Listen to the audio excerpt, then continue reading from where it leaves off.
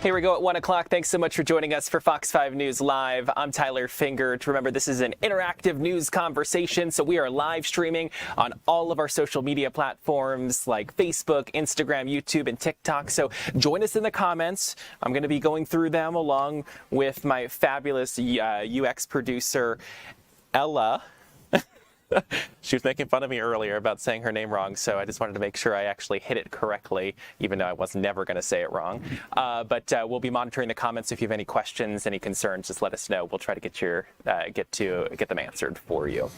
Let's get to some breaking news we're following right now out of DeKalb County. A dead bat has tested positive for rabies near Millstone Trail in the Stone Mountain area. Georgia is a rabies endemic state, and the virus is present all year long. It is not unusual for the county to report several rabies cases each year, and residents should make sure pets are up to date for preventative vaccination and should eliminate outdoor feeding stations and access to garbage cans. Anyone who has been bitten or scratched by an animal should seek medical attention immediately. And additionally, residents are advised to watch pets and contact DeKalb County Animal Control if unusual behavior occurs. We have all this information on our website, fox5atlanta.com, and of course our Fox Local app. A busy news afternoon here in the Atlanta area. Let's check in with our assignment manager, Tanya Mendoza, who's standing by at our assignment desk. Tanya, we know it's super hot. That is obviously one of the stories we're covering. What else do we have reporters working on? By the way, I'm terrified by that bat story. But anyway, yeah, we do have several stories we're working on, several reporters out in the field.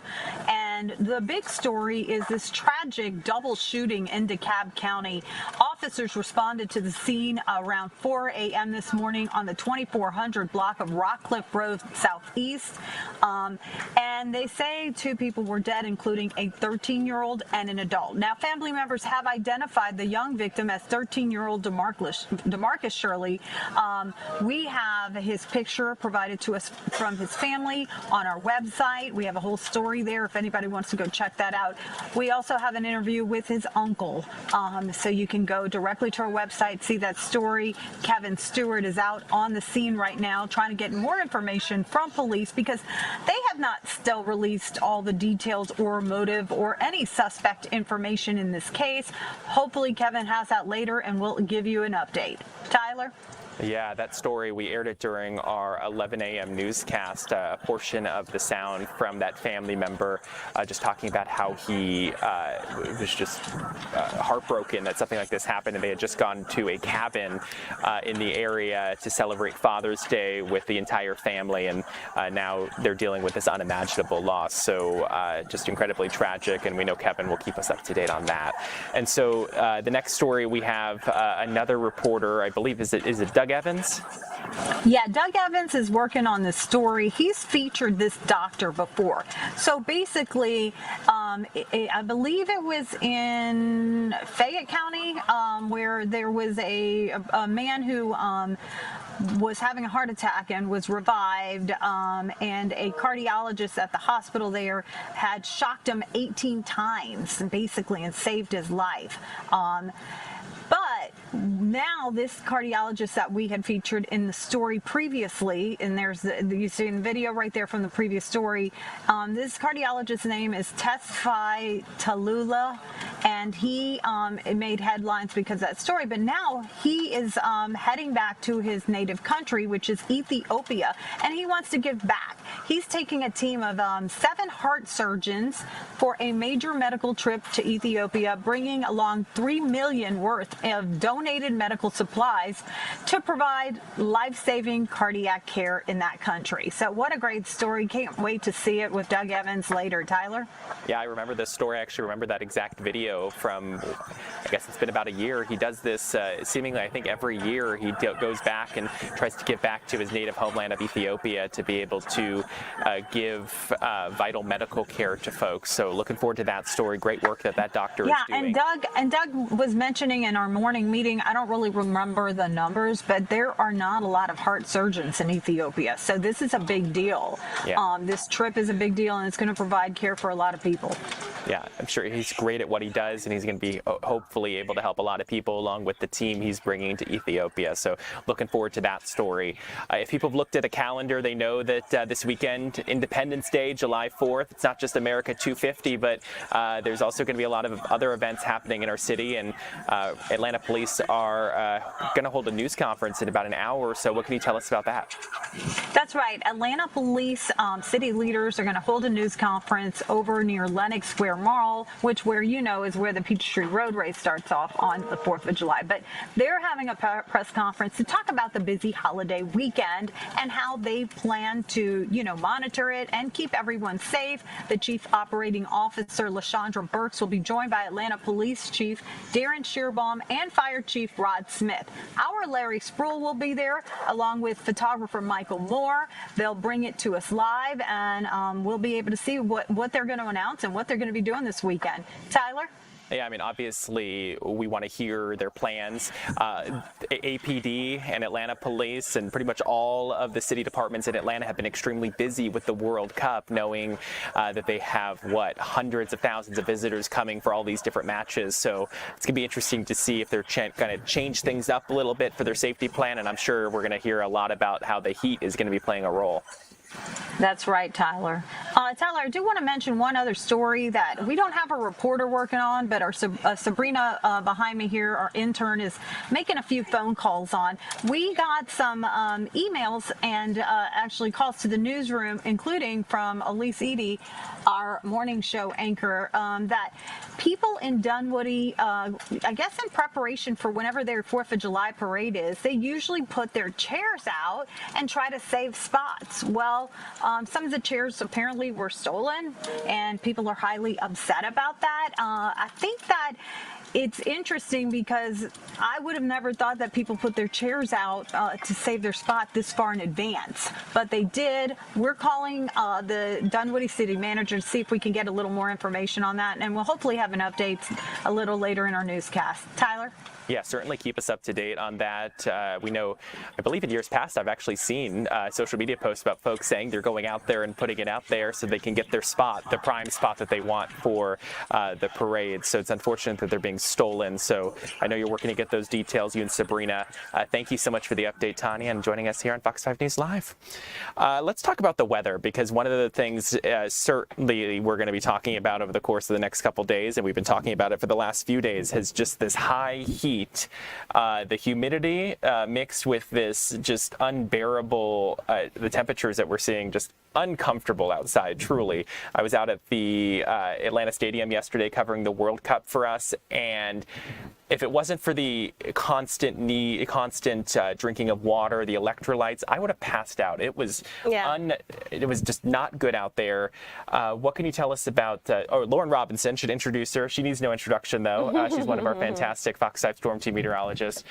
Thank you for sticking with us. I know you've had a very long day today on Good Day Atlanta, and now joining us here into the afternoon. What can you tell the people watching about what to expect? Is it similar to what we've been seeing the last few days? Basically, the lineup of the heat plus severe storms possible this afternoon? Yeah, it's a lot like what we saw yesterday, actually. So we're going to continue to watch for the heat and humidity to move into dangerous levels. You mentioned just how uncomfortable it was, and mentioned, you may have passed out if you had stayed hydrated. And, that's very true. You want to make sure that you're paying attention to any sort of onsets of heat-related illness for you, your neighbors, your pets. We also want to watch for the potential for some severe storms as we push through this afternoon. But first, let's start with our drought monitor. It's Thursday. This is a big day. Thursday is just a good day in the weather department, just because I always get to look at our latest drought monitor. It's like taking a temperature and seeing, how well am I doing? Am I ill?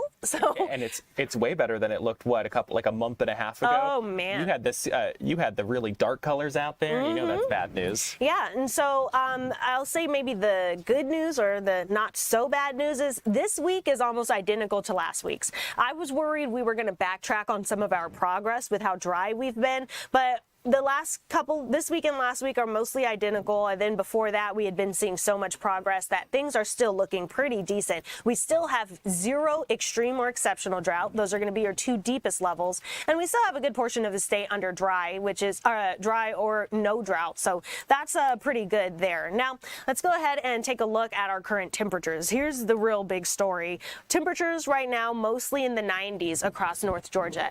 Temperatures at 90 to 91 in Atlanta. Same goes for LaGrange as well as down in Eatonton. Now watch this magic that's going to happen as we move in the humidity. You can see a good portion of the state in the triple digits. It feels like 100 degrees in LaGrange. In the last hour, we had heat indices in the triple digits in downtown Atlanta. That's going to go back and forth just a tad until we move through this afternoon, where it stays pretty steady in the triple digits. But we have heat indices at 106 in Rome, Canton, Covington, 108 in Athens. So that's only the peak of how hot it is. We're going to continue to be hot, get hotter and hotter. So we do have heat advisories in place really through Saturday as we take a look across North Georgia with these heat index values near 100 to 110 degrees. Now, outside of that, as we continue to move through the next few days, we're still going to see just some very hit or miss shower and storm chances, and that's what we're going to continue to monitor. So we do have a chance for some severe storms as we push through this afternoon. Those areas in yellow could see damaging winds, maybe some large hail and some lightning and thunder as we go through the rest of the day today. Outside of that, we're looking for those temperatures to stay in the upper 90s all the way through our 4th of July weekend before falling into the low 90s. And remember, where you see those upper 90s, the feels like temperatures, the heat index, well into the triple digits. That's usually going to be 105 to 110 at least. Yeah, I mean, and we have an extreme heat warning. Is that the phrasing for part of our viewing area here in North Georgia? Yeah, and so that's just kind of coupled in with the heat advisory. It's a step further, which takes it up to heat index values closer to 110. That's just the difference between 108 for the heat advisory. So all in all, you can lump them together in saying it's going to be dangerously hot out there. Heat index values above 108. Well, and I used to live in Arizona, and we would get those excessive heat. Is that the phrase? Yeah, excessive heat warning. We would get those all the time in Arizona, which is not shocking. I mean, obviously during the summer it gets extremely hot there. You just don't have the humidity to worry about. But either way, it still feels crappy when it's over 120 degrees in Phoenix and it's over 100 degrees or around 100 degrees here in Atlanta. Lauren, thanks so much for joining us and for the update on the forecast. Do appreciate it. I want to talk about one headline, though, that is making headlines right now that people are talking about and clicking on our website, and has to do with a parasite that causes intestinal issues and has made, get this, over 140 people sick across more than a dozen states, including right here in Georgia. The parasite is called a cyclospora. It can trigger diarrhea, stomach cramps, and bloating, to name a few of the issues. The CDC has received 145 reports of cases so far, and those affected range in age from 5 to 86 years old.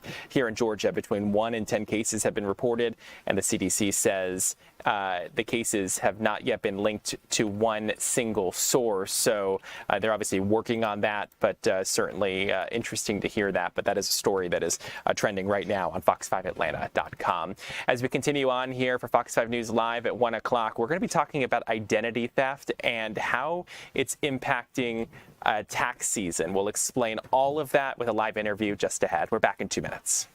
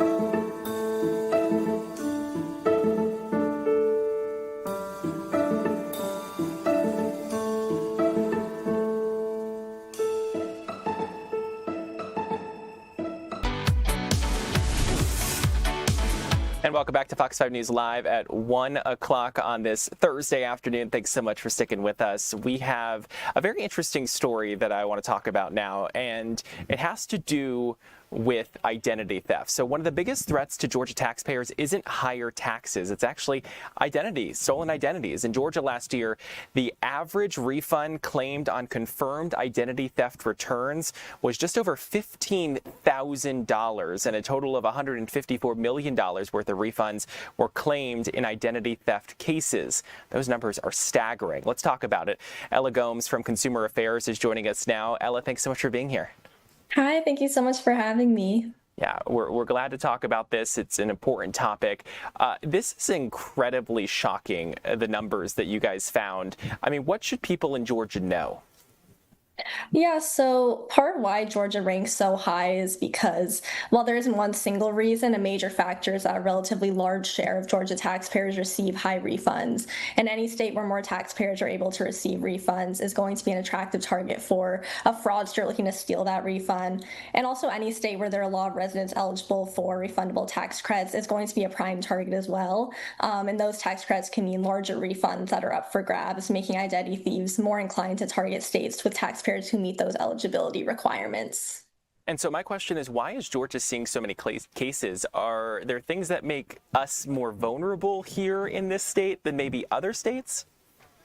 I would say it has to do with that demographic of taxpayers that's able to be eligible for such high refunds and for refunds in general. Looking at our statistics, we found that 1 in every 486 tax returns filed in Georgia was confirmed as tax identity theft during the 2025 filing season, which is around 0.21% of all returns filed in Georgia. And that percentage may sound small when you first hear it, but for context, the national rate is around 0.11%. So Georgia's rate is nearly twice the national average, making people in Georgia almost 2 times as likely to be victims of tax identity theft than the typical American.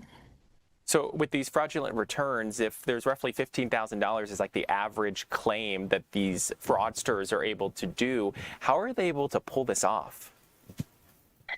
That's something we didn't look as in-depth into, but I would say some of the key ways to protect yourself do come from filing your tax return as early as possible.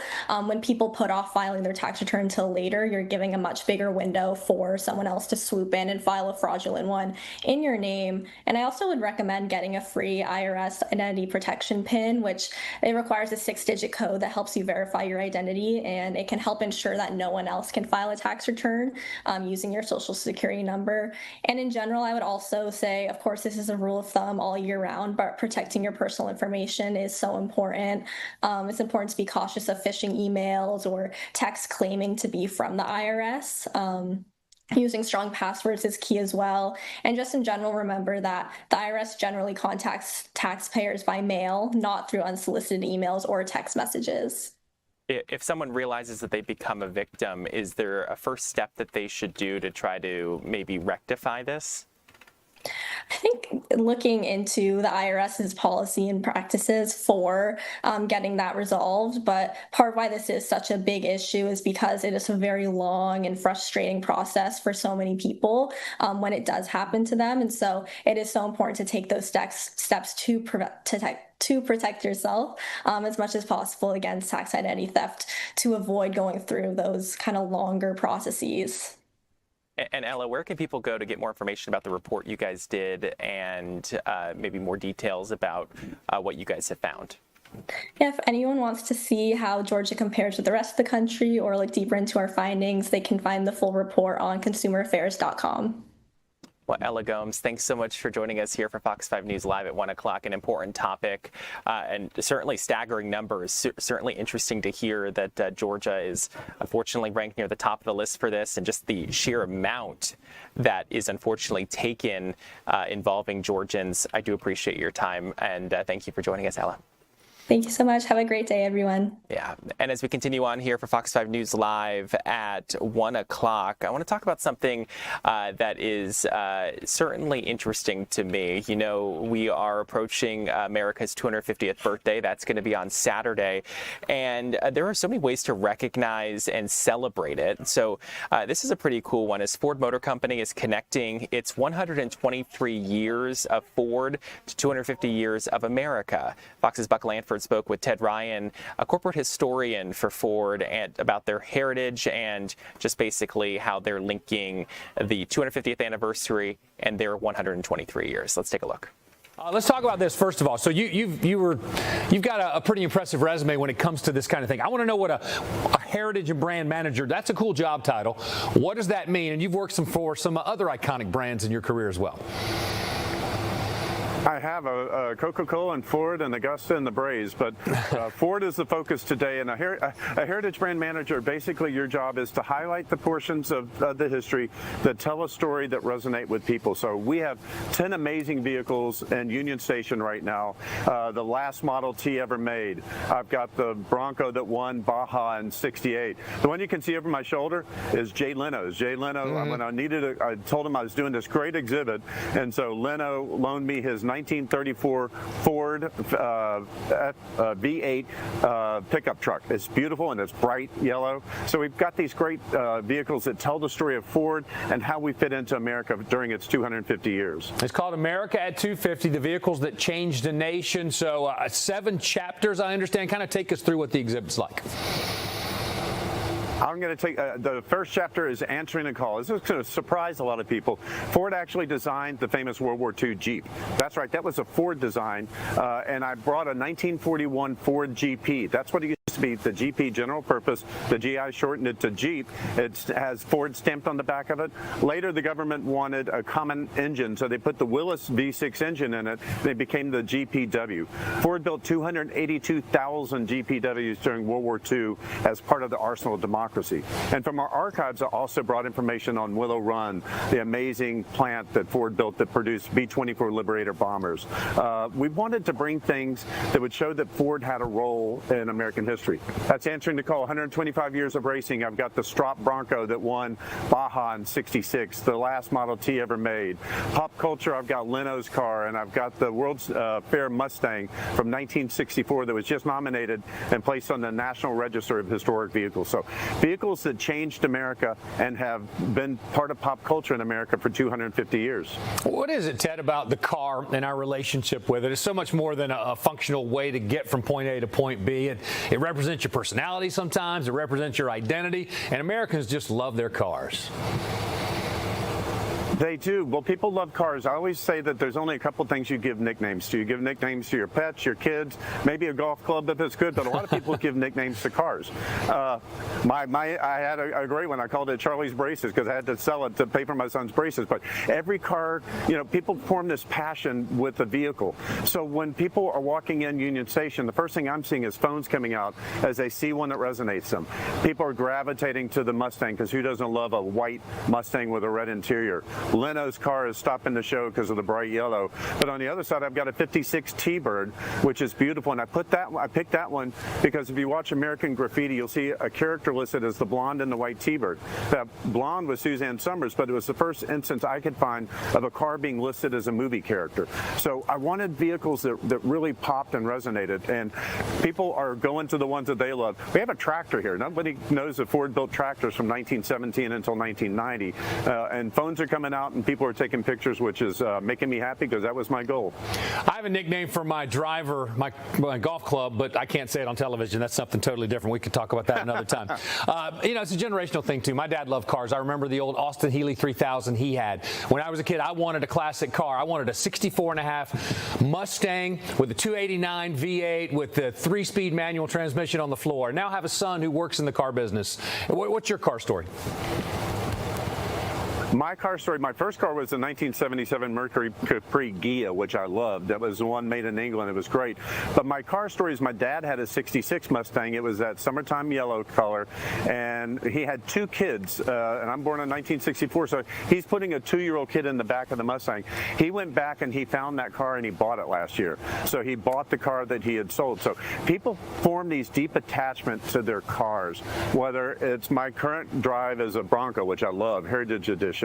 You know, you form a passion for that car and it stays with you for the rest of your life. And your first date, where you bought your car, what you graduated from college in, those memories stay with you, and they're usually wrapped up with your mode of transportation at that particular point in time. And at Ford, we brought 10 really amazing ones here at this exhibit in Washington, D.C. We're out of time, but I just want to ask you one last question quickly. What's the one that's drawing the most attention? What's the thing at the exhibit that people are crowded around the most?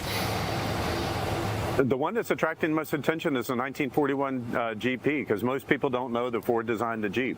And I see people reading the label, taking the pictures of the car. I will say, if you want to see it virtually, go to FordFromTheRoad.com, our website, or I've recorded 7 videos that you can see on Ted Ryan 64 on Instagram. So you can find the content there virtually if you can't make it to DC in person. All right, good stuff, Ted, and we'll put all that information on our website, and hopefully people can check it out either virtually or in real life. Yep, super cool there as they are talking about the Ford and obviously America 250. Buck, thanks so much. And as we continue on, speaking of America's 250th birthday, if you caught the World Cup yesterday, well, we had a great present given to us by Team USA. And let me tell you, the fans went wild when we won. Take a look.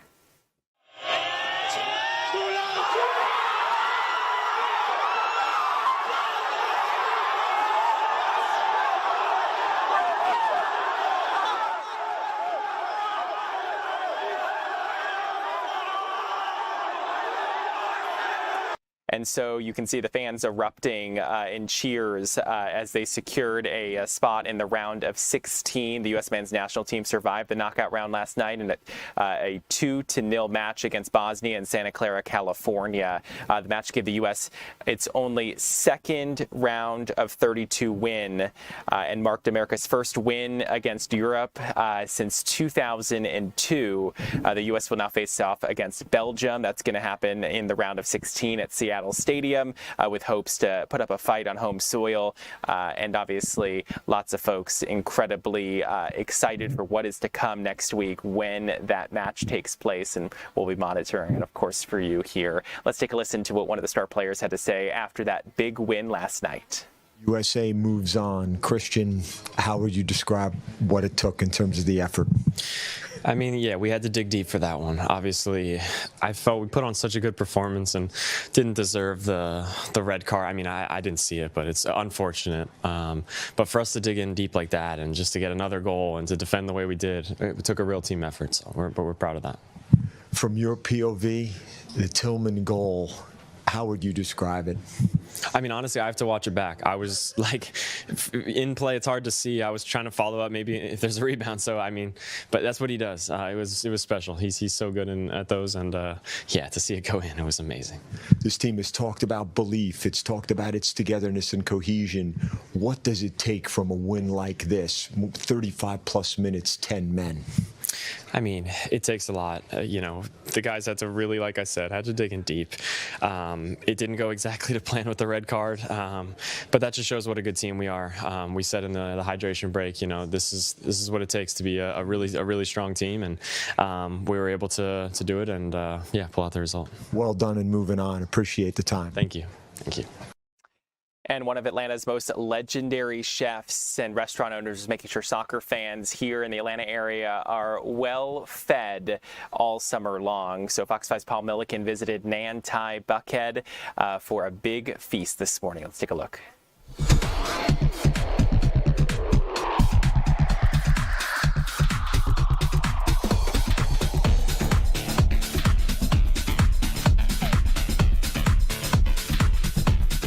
Well, you know what the World Cup sounds like, what it looks like. Now you know what it tastes like, thanks to Nantai. We're at Nantai Buckhead right now. All right, Jedi, let's just start with this. What are you in mid-chew of? What are you eating right now? Sorry, I was going in on the Thai beef jerky. Oh, I haven't tried this yet. So what is this? This one. So basically, this dish originates from like the farmers in Thailand. They'll dry out, you know, when they have a kill, like their water buffalo, they'll dry it out. This is beef, it's not water buffalo, Yeah. but they'll dry it out and then they'll put it back on the flame to give like a nice beef jerky. They eat it with sticky rice traditionally, which we got some of that right here. Can I tell you, this is so good. Like, that is fire. I actually am a big fan of beef jerky, but this is so much better. Exactly. It's like an upgraded like Jack's beef jerky. Yes. Like it's amazing. So again, at each one of your restaurants, so that's going to be Tuk Tuk Thai Food Loft and Nantai Buckhead and Nantai Fine Dining, you're doing some World Cup specials. Why is this something you guys wanted to do? Just to kind of cater to the crowd coming from all over the world. You know, we usually get a lot of people coming around America, but like the World Cup is bringing the world together. Yeah. You know, what does it mean to you to like carry on this family legacy? You're the third generation. It means everything to me. It's taught me a lot of discipline. It's taught me a lot of, you know, virtue and gratitude towards my family. My grandma especially, you know, she's taught me everything I know. So I'm grateful to be in the restaurant industry serving, you know, nutrients and abundance to the people around, you know. We're doing good work. You know, you come to eat food to not only feed your stomach, but to feed your heart, to feed your soul, to feed, you know. Yeah, I love that. Yeah, you just feel good. Yeah. Okay, so speaking of, your grandmother's going to teach me how to make mango sticky rice. How nervous? Is she a mean teacher? Is she going to, like, what do I need to prepare? You don't have to worry about anything, but she tells you to do something a certain way. Just do better it. follow her. Do it. That's the guidance I needed right there. If there's one thing I can do, it is follow directions. Again, this is Nantai Buckhead, and let's dig back. We still got food left, and we got to keep eating here. We'll come back here later. And certainly was a feast there, and the food looks fantastic. Paul, thanks so much for a look inside at that and what they're doing there. We still have a lot more ahead here for Fox 5 News Live at 1 o'clock. We're going to talk about the stories that are trending. We're back in just 2 minutes.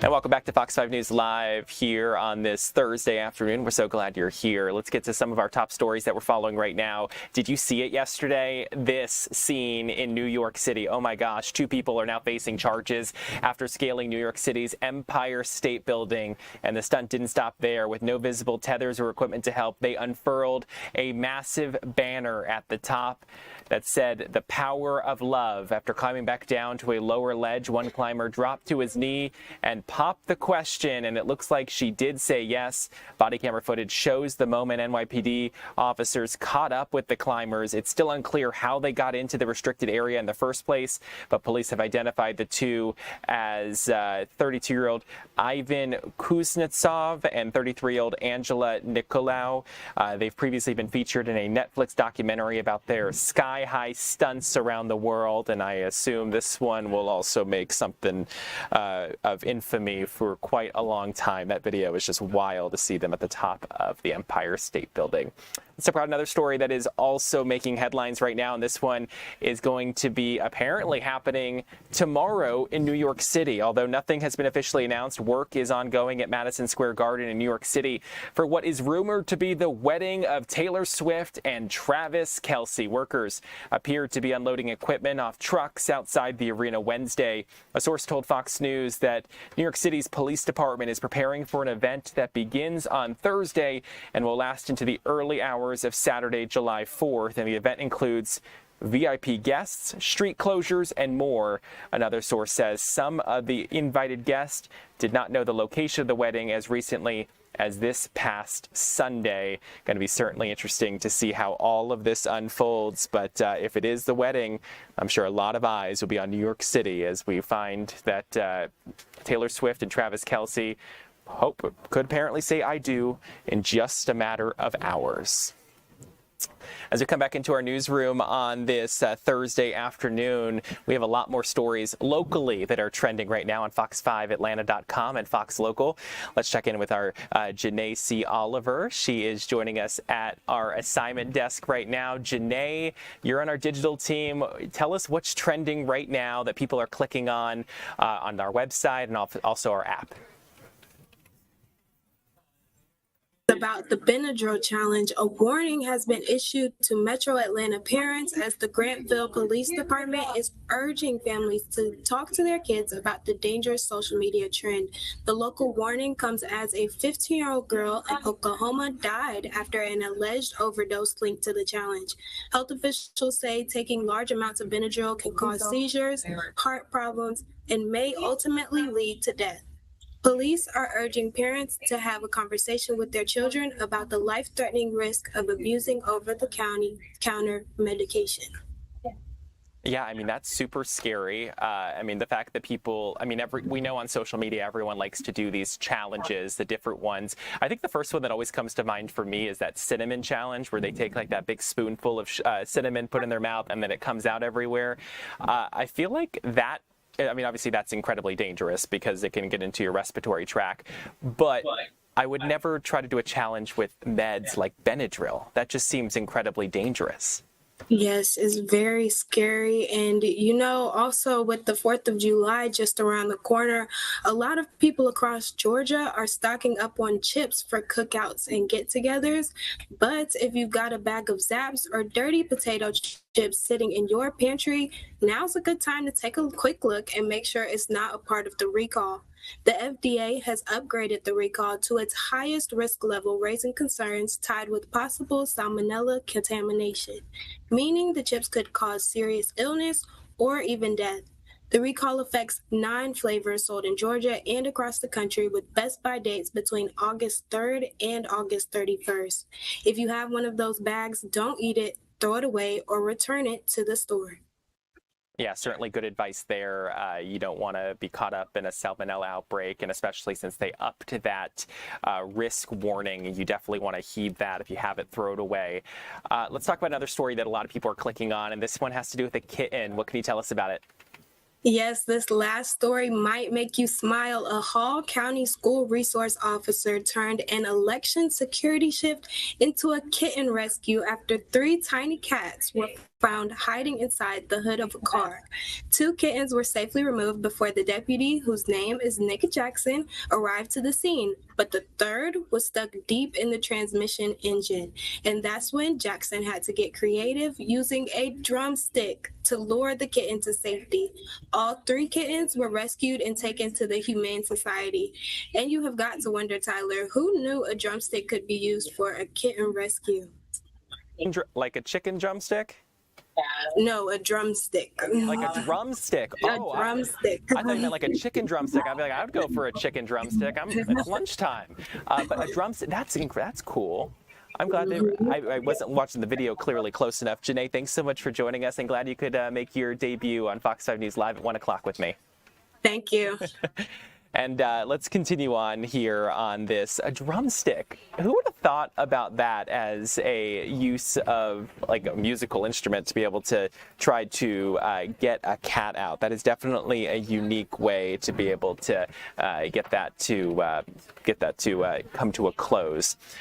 Let's talk about hunger. So we know we're in the middle of summer, and so unfortunately, we know that sometimes kids may not be able to get the food that they need because they don't have access to schools where they can get their meals for breakfast and lunch. And we know that now people are turning to food banks. And unfortunately, we're seeing more people turning to food banks than we did actually during the pandemic. So we sent our Maria Guzman to the Atlanta Community Food Bank to check in with them about what they're doing.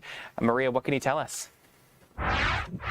Hey Tyler, yes, good afternoon. Here every day, 250,000 pounds of food leaves this facility and goes across 29 different counties across the state. Now I'm gonna go ahead and step out of the frame because I want to show you guys how big this warehouse is. I mean, it can hold up to 8 million pounds of food, but as I'm talking to leaders here, they tell me that they've had to increase how much food gets sent out into the community because of the demand they are seeing. So I also spoke to the CEO here who talked about how, they're seeing this across the states and the reason why. One big reason is inflation, and summer is already very challenging. So let's go ahead and take a listen to that.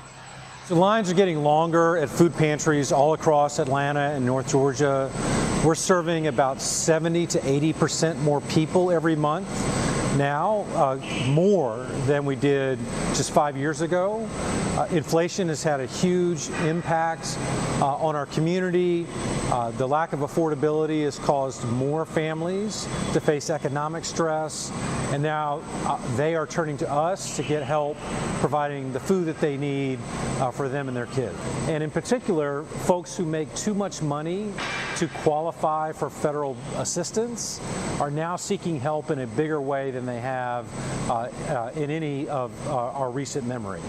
The second thing is what they're seeing is that folks are coming in more frequently. They just need comprehensive help given the financial pressure that they're facing. Gas, groceries, housing, healthcare, all those things are more expensive, and people are just needing more help to find a way to make ends meet for their family. It's not surprising to us that more people need help. I think the intensity of it is a little shocking to think that 1 out of every 8 people in our community has to go to a food pantry to get food every month. That's alarming. And what it says is that we collectively have to find solutions to help get more resources to more of our neighbors. So the summer brings a couple different challenges. One, it's a time of year where donations of food and money to the food bank are less robust. And then secondly, it's a time when kids are out of school, and so instead of accessing breakfast and lunch in school, they now have to get that food at home. That means the budget for food for their families goes up during the summer. Those families need more help now as a result of that. And that comes at a time when our resources are not as plentiful. When there's more demand on the food bank, it for sure puts more pressure on our inventory levels. We're working relentlessly around the clock to get as much food as we can and get it out into the community as quickly as we can. We normally are distributing about 60 truckloads of food, tractor trailer loads of food a week across North Georgia. That's a lot of food. But when demand is as robust as it is right now, it puts a lot of pressure on our inventory. So we need more help from the community in order to meet that demand, and that will help us ensure that everybody in Atlanta has enough to eat. Yes, and he tells me a lot of the times the people who are going to these pantries are working families and their first-time visitors. Now, the bank here does work with more than 700 partners across Georgia to make sure no family goes hungry. Tyler. Yeah, all important information. Glad that they're able to do so much to help families in need. Maria, thanks so much for a look at what they're doing there, and we will check in with you as soon as we can in the next couple of hours. We still have a lot more ahead here for Fox 5 News Live at 1 o'clock. So we're going to be talking about the Atlanta Beltline and how they're helping people get their summer bods, and it's all for free. We'll explain. We're back in 2 minutes.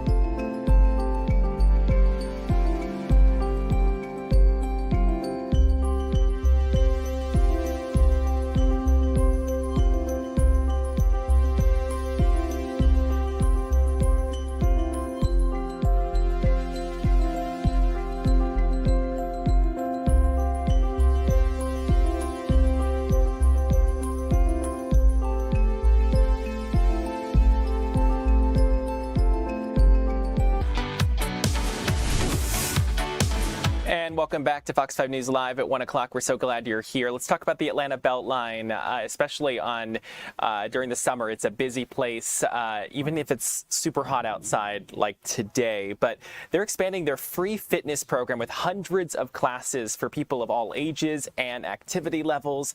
And joining us now is Tamia Goodman with the Atlanta Beltline Partnership. Tamia, thanks so much for being here. Appreciate the opportunity to speak more. Yeah, and so I was just telling you in the break, I live near the Beltline, and I didn't even know any of this existed. So what kind of classes do you guys offer, and what is this all about?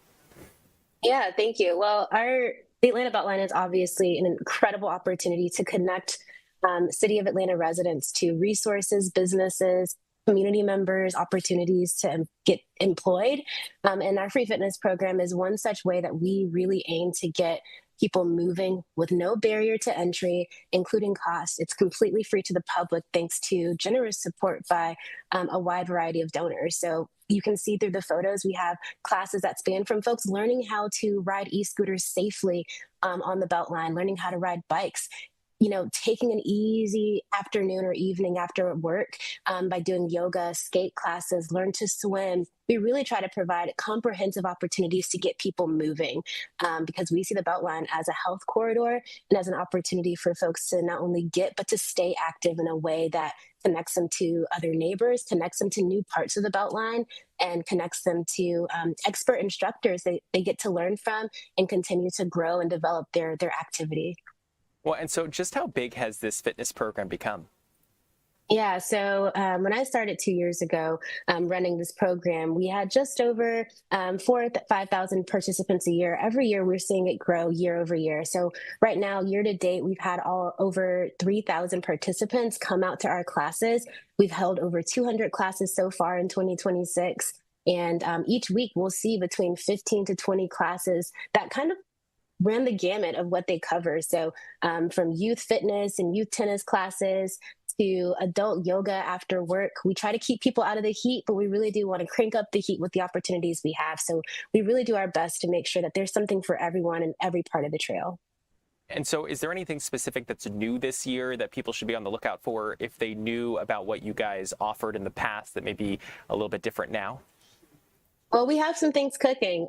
Obviously, as you mentioned earlier, kids are home for the summer, and we really want to make sure that if you're not, if you don't have other things to do and you're looking for ways to get outside, to get active, to get your kids off their screens, we have some really fun youth classes. We have youth tennis. We're launching youth swim lessons in a few weeks. And so if you go to our website at beltline.org/fitness, you'll see a lot of those offerings for our young people. And then, of course, we're always adding new partnerships. And so we, with the World Cup in the city of Atlanta, we really wanted to make sure there were soccer offerings, running programs to get people moving and to start building the fundamentals. If you are inspired and you want to get into soccer, we have classes for you. So really thinking about ways to continue to grow and to expand into new sites. We just launched a new class at Terminal South on the South Side Trail that's just newly opened. And so really wanting to make sure that people who call the Beltline home, who work along the trail, who do life along the trail, have somewhere to go close to them and can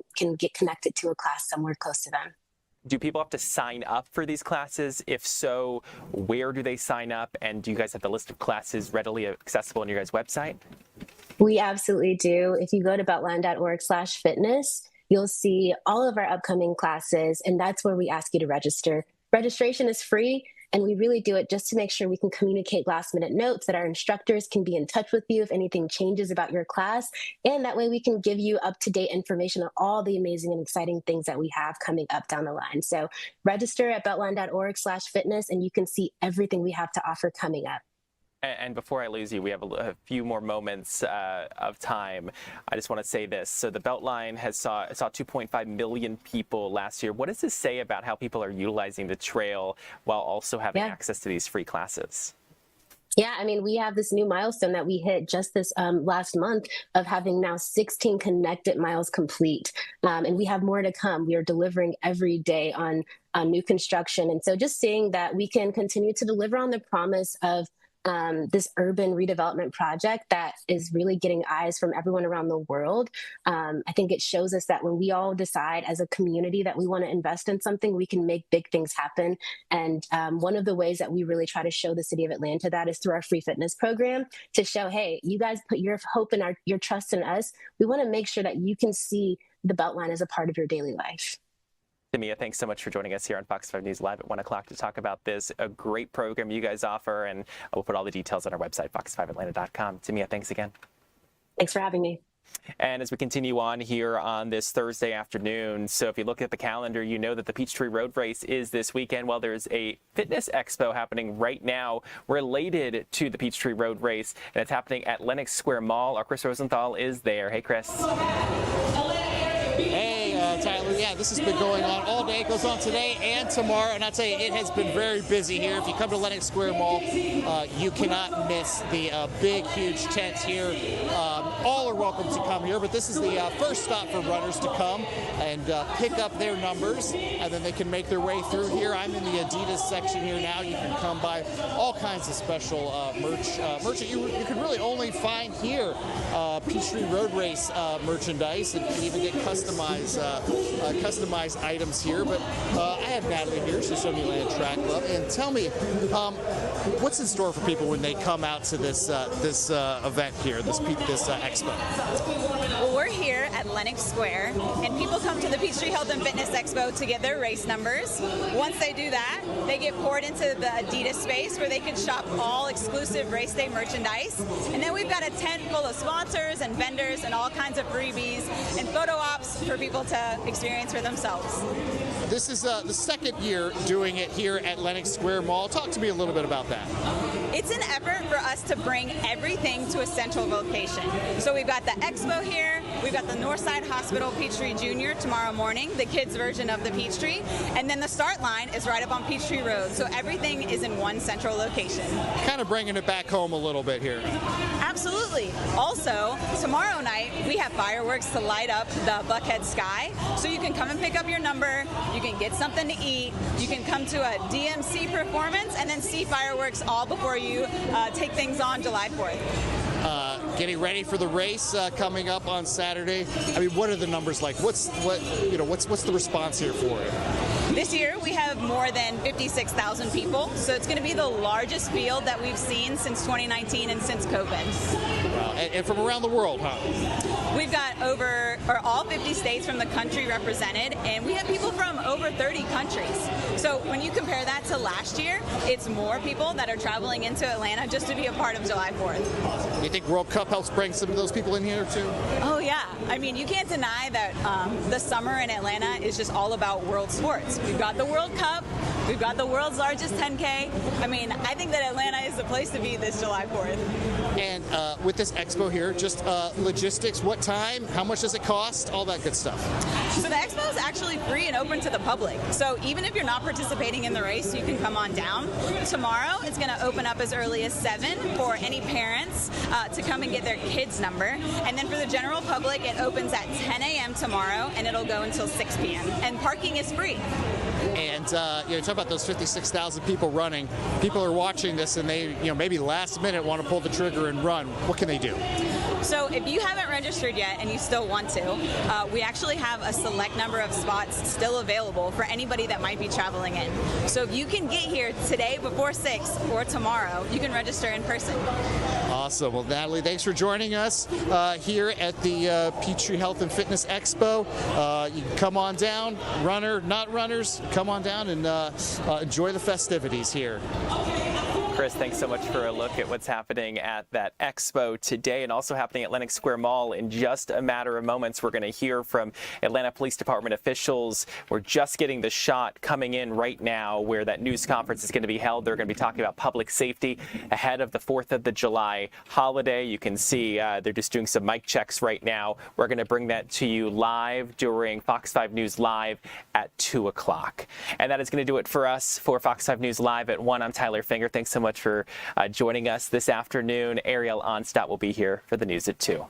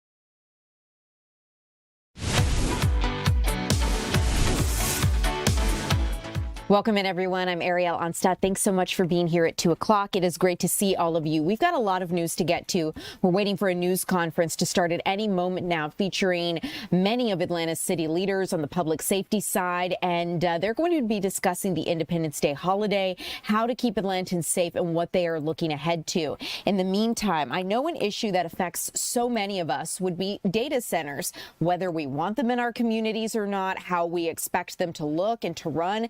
And our Deidre Dukes has been chatting with a commissioner in DeKalb County. And Deidre, I understand that this issue, like it is for most Georgians, is the really controversial topic in DeKalb County as well. That's right, Ariel. In fact, there is right now a temporary moratorium on application for new data centers here in DeKalb County as DeKalb commissioners and their constituents here in DeKalb County really kind of ponder how to best go about regulating these data centers and where they should go here in the county. Of course, this is a situation that we see, an issue that really has taken hold here, not only in DeKalb County, but across the state of Georgia and across the country, because I think we're all in agreement that we need data centers. It's just where should they go, in what parts of these communities, and that's what they're looking at here in DeKalb County right now. We spoke to District 3 Commissioner Nicole Messiah. The district she represents, a portion of that is in southeast Atlanta, and there is a lot of open land in the area that she represents. It houses the new Atlanta Police Training Center, just to give you an idea of where we're talking about, where these potential data centers would be located. Right now, there are at least 2 data centers that looks like will be built in that area, and a third that's being proposed. And so we talked to her with this moratorium in place as to how she thinks the county should go about deciding when and where these data centers should be placed, and just wanting to ensure that residents weigh in on this very important topic. And here's what she had to say. So we have to be responsible and strategic in terms of what we do with it and making sure that's going to benefit the community and the public. How do you respond to those who will say data centers are needed? We've got to put them somewhere. That these communities do benefit economically by the revenue that it said that's generated by these data centers. That may well and all be true, but none of that happens unless you're intentional about putting parameters in place. There's no potential benefits that can be realized unless you have a plan for those benefits to come in. And so I'm not anti-investment, I'm not anti-technology, but what I am is anti-detriment to my community. So we need to make sure that we have the information, have the conversations, flush out both the facts and the falsehoods to derive at a real text amendment that protects our community. And so that is what the commissioner and others on the board will do in coming months, along with getting that public input as to how to best go about crafting some sort of policy as to ensure that when these data centers do go in place in these various communities, that it's not to the detriment of the people who live in those areas. So just one of those issues, Ariel, where we were seeing just strong conversations, strong debate and arguments on both sides of this issue. Yeah, Deidre, you know, it's interesting how AI is becoming built into our everyday life more and more, whether we like it or not. It's in a Google search when you look something up. It's summarizing results for you on search engines. It's in the apps powering processes you may not even realize. So even if you want to just say, I'm not even going to use it and I don't want to be a part of this, that can be really difficult. But in using it, these data centers need somewhere to go, and I know there's been a big conversation about putting them in space, and companies are looking at doing that, especially as we look at trying to protect some resources here at home. Right, a lot of questions surrounding data centers, and even where we can put them. Even can we put them in space safely? There's a lot of argument and debate around that. Just so many questions right now, Ariel. But as you said, we definitely do need them. We already put them to good use. They're not going away. That's one thing that state and local lawmakers have said, and so it's just really figuring out how we can live with them and best protect our environment and things of that nature as we go about trying to decide where exactly to locate these data centers. Deidre, thanks as always for joining us live, sharing this story with us. I know it won't be the last time we hear from you on this issue, nor the last time DeKalb County discusses it. So, Deidre, thanks so much. As we continue here at 2 o'clock, you guys, I want to let you know that this issue is not just one unfolding in DeKalb County, but also in Cobb County. Marietta was weighing concerns over a proposed data center in a city meeting, as you can see. And ultimately, the Planning and Zoning Commission revisited plans for a proposed data center on Powers Ferry Place. The proposal would rezone a 10-acre commercial property and convert an existing storage facility into an 18-megawatt data center. During this meeting last night, we heard from several residents who voiced concerns about the location of the project and its potential impact on neighboring homes and the surrounding community. So we'll continue to keep you updated as we get any new information about this data center. I know it has been one that the community has been concerned about. As we continue here at 2 o'clock, you guys, I want to tell you a roadmap for where we're headed this afternoon. We have a live image of an Atlanta Public Safety News Conference that is set to begin here shortly. It's just a mic with an empty podium right now. We can show you a picture of it. And we are waiting for leaders to step up to this mic. And as soon as I see them walk out and get ready to start speaking to us, we're going to go to this live and carry it in full so you can understand what Atlanta Public Safety plans are for the weekend. Keep in mind, there are going to be a lot of leaders here from the city speaking about safety over the Independence Day holiday. This also coincides with the World Cup. So no doubt Atlanta police and our first responders are going to be very busy throughout this. In the meantime, while we wait for this news conference to get going, let's talk about some of the headlines that we're following here in the Fox 5 Atlanta newsroom. We're following a heartbreaking story out of DeKalb County where a teenager has been killed in a shooting, according to his family. DeKalb County police are trying to figure out what led up to this deadly shooting overnight. Bullets flew into a home just before 4 this morning, killing 2 people, including a 13-year-old boy. Officers rushed out to the 2400 block of Rothcliffe Road Southeast. They had received those reports of gunfire, and when they arrived, they found 2 victims dead at the scene. We've learned from a family member that the picture you're looking at is 13-year-old DeMarcus Shirley. The family member gave us this photo, and investigators say other people were inside that home, but they were not hurt. DeMarcus's uncle says this is a big loss. I'd like to let you hear what he shared with us. Energetic, athletic, intelligent. He was kind of around me. Of course, I'm an adult, so he was always soft-spoken around me and cooperative. And he got along well with my son. And he's just a growing young man with a bright future ahead, man. To keep you updated as police investigate. So far, no suspects have been identified, and police have not released any other further details. But we're just now getting live pictures here from this news safety conference. Let's go ahead and listen in from the city of Atlanta. That is already underway across public safety agencies. For weeks now, the men and women of the Atlanta Police Department, the Atlanta Fire Department, our E911 communications team, and Grady EMS have been working 12-hour shifts to help safely welcome the world to Atlanta. As the Chief Operating Officer, I get to see firsthand exactly what it takes to make this work. I get to see the early mornings, the late nights, the planning meetings, the split-second decisions, and the unwavering commitment to getting the job done right. Long before the first fan march, long before the first whistle blew for World Cup, Atlanta was preparing for this very moment. And every day since, our teams have continued to show up with professionalism, compassion, and an extraordinary sense of purpose. Together, they have helped Atlanta successfully host 6 of our 8 FIFA World Cup matches, supported multiple FIFA Fan Fest activities, and welcomed hundreds of thousands of visitors and residents to downtown Atlanta. They have responded to all emergencies throughout the city, managed crowds, kept traffic moving, answered every call for help, and they have done it all while representing this city with excellence.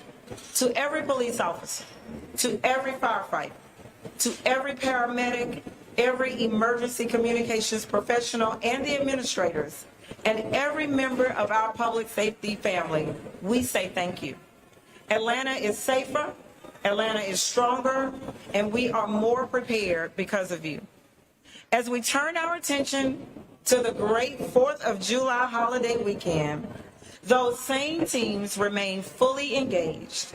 We will still have 2 FIFA World Cup matches to host, the annual Peachtree Road Race, now sponsored by Northside Hospital, and holiday celebrations all across this great city. But I have every confidence that these dedicated professionals will continue doing what they have done throughout the tournament. They will continue serving with excellence, looking out for one another, and helping everyone who lives in or visits Atlanta celebrate safely. So on behalf of Mayor Andre Dickens and the entire city of Atlanta, thank you to our public safety teams for everything you have done and everything you continue to do. And now I would like to bring up one of the leaders of our public safety team, our Atlanta Fire Rescue Department Chief, Rod Smith. Chief Smith? Thank you.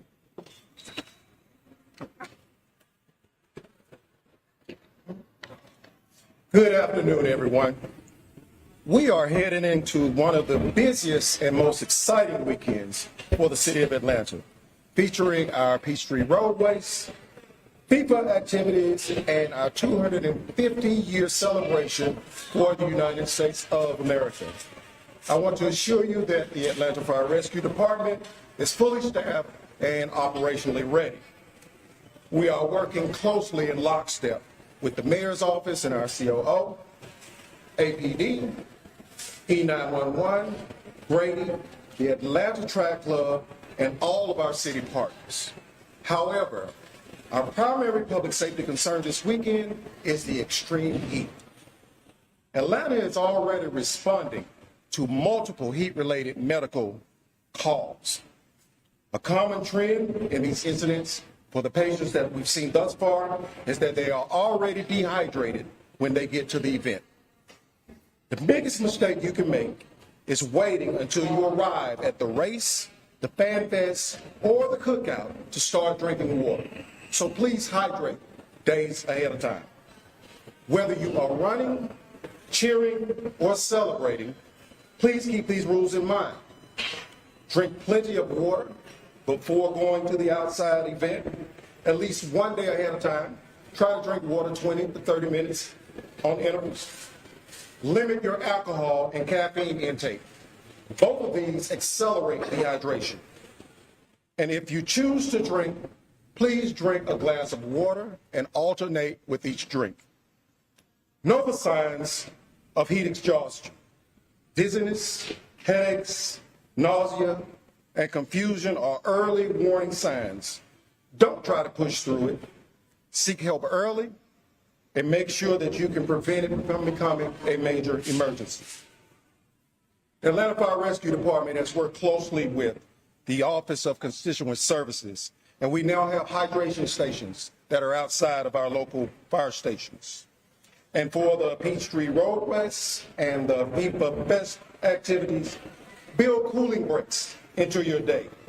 Find shade, air-conditioned spaces, and utilize the medical resources that we have on site. If you feel fatigue, please listen to your body and stop what you are doing.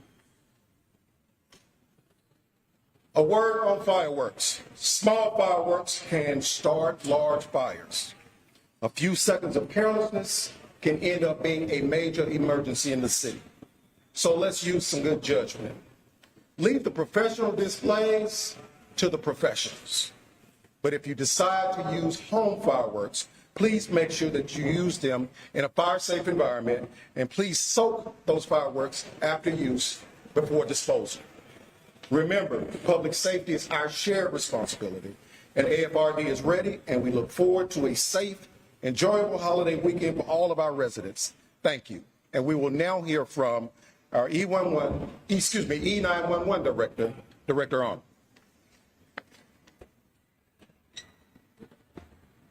Good afternoon, everyone, and thank you for joining us as we prepare for a very busy weekend in our great city of Atlanta, while we host 4th of July celebrations, Peachtree Road Race, as well as the FIFA semifinals. I would like to take a moment to emphasize the critical role that our 911 professionals play in making sure that we keep the city safe. I would also like to take a moment for thanking you, the citizens of Atlanta, for making the right call. Last year, we met and we talked about making the right call. And in 2024, we took over 13,000 calls during the 4th of July weekend. This past year, we only took 9,503 calls, which is a difference of over 5,000 calls. So I want to take this time to encourage you to continue to make the right call. Use 911 for emergencies only. So if you have a medical emergency, a fire, anything that's life-threatening, dial 911 immediately. For those non-emergency calls, noise complaints, fireworks with no mitigating factors, any type of abandoned vehicles, we encourage you to use one of our non-emergency tools. So you can use our web portal, which is at atlantapd.org. It's a no-line, no-wait method of reporting a non-emergency. You can use your cell phone, your tablet, your home computer. You log in and you enter your complaint, and we will receive it and it will be dispatched just as if you made an emergency call. However, you don't tie up a 911 operator. Additionally, you can also text 911 using the same method that you would use to text a friend or a family member. You just text 911 instead, and you'll be able to communicate with one of our 911 professionals about your non-emergency situation, or if you're in an emergency and you're unable to make a phone call because the perpetrator's nearby, if you're unable to speak or hear, then that's also a method of communication for us. And lastly, you can also use 311 option 2. When you use that 311 option 2, that leads you straight to our 911 emergency chat bot. It is scheduled, actually taking calls for us. Year to date, it's taken over 20,000 calls of citizens that did not have to tie up a 911 operator. It is monitored by one of our 911 professionals. Calls are entered just the same way they would if you make an actual 911 call. So we encourage you to continue to make the right call. Use 911 for emergencies, 311, then 2 for non-emergencies. Use our web portal or text us, and have a safe holiday weekend.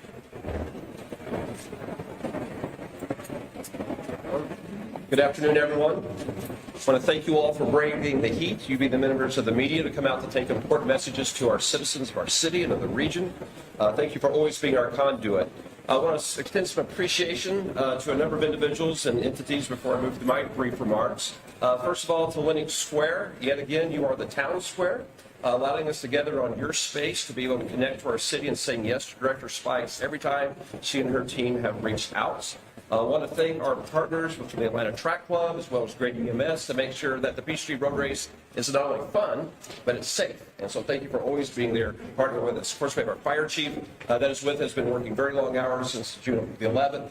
And then our director and deputy director of the E911 Center, who represents a phenomenal team that is right now answering calls on behalf of our city. Thank you, Madam COO. We've known since the day one of the administration would be at this point hosting the world here, and the administration has worked very hard to make sure we have the resources we need at the Atlanta Police Department to be there when you need us and make sure we can keep this event safe. We are celebrating our nation's 250th anniversary, and we are blessed to be citizens and residents of this nation, and we're glad that we can host a number of events as we celebrate those blessings. Whether you are running in the Peachtree Road Race, whether you're having a home cookout, or you're going to a watch party or any other great event, we just ask that you be safe. We ask that you do those things that you know to be your part of the equation. Your police department since June 11th has been fully mobilized. We're working longer shifts. We've had to modify off days. Some of our teams are doing double duty to make sure that if you call us, if you're going to FIFA, we're going to be there. If someone intends to break the law in Atlanta, Georgia, they're going to meet their police department. If someone is going to break the peace in our city, we will quickly restore it. And I want to thank the men and women of the Atlanta Police Department for the long hours that you have put in since June the 11th. I see you late at night, and I see you early in the morning. I see you doing duties that are new to this moment, and I see you succeeding each and every day for our city. I appreciate you. Despite having multiple federal partners here from the FBI and the ATF and other agencies, the Georgia State Patrol, the GBI, and many regional agencies joining us, we still need the citizens' help. You don't have a badge, you don't carry a gun, but you're important to the city's safety. If anyone sees suspicious activity, call 911 right away, as Director Arnold has just laid out. We need you to, as members of the media, to continue to push our see something, say something message over the next few days and weeks. You also may be someone that has seen a social media posting that is threatening the Peachtree Road Race. You've seen a social media posting that has threatened the Fan Fest. Or you have someone that you have intimate knowledge of that may be in a crisis and has said that they may cause harm. We ask you also call 911 for that, and also call Crime Stoppers if you would prefer to remain anonymous at 404-577-8477. So a few other things. Remember, we do have a new area in our city that you can carry your alcohol in containers in the area, but that is not citywide. So please take a moment to go to our social media, go to our website and learn what that boundary is, where that line is, where you can safely carry it in the open and where you cannot. We want you to make sure you continue to enjoy next month without having to go meet one of our municipal court judges.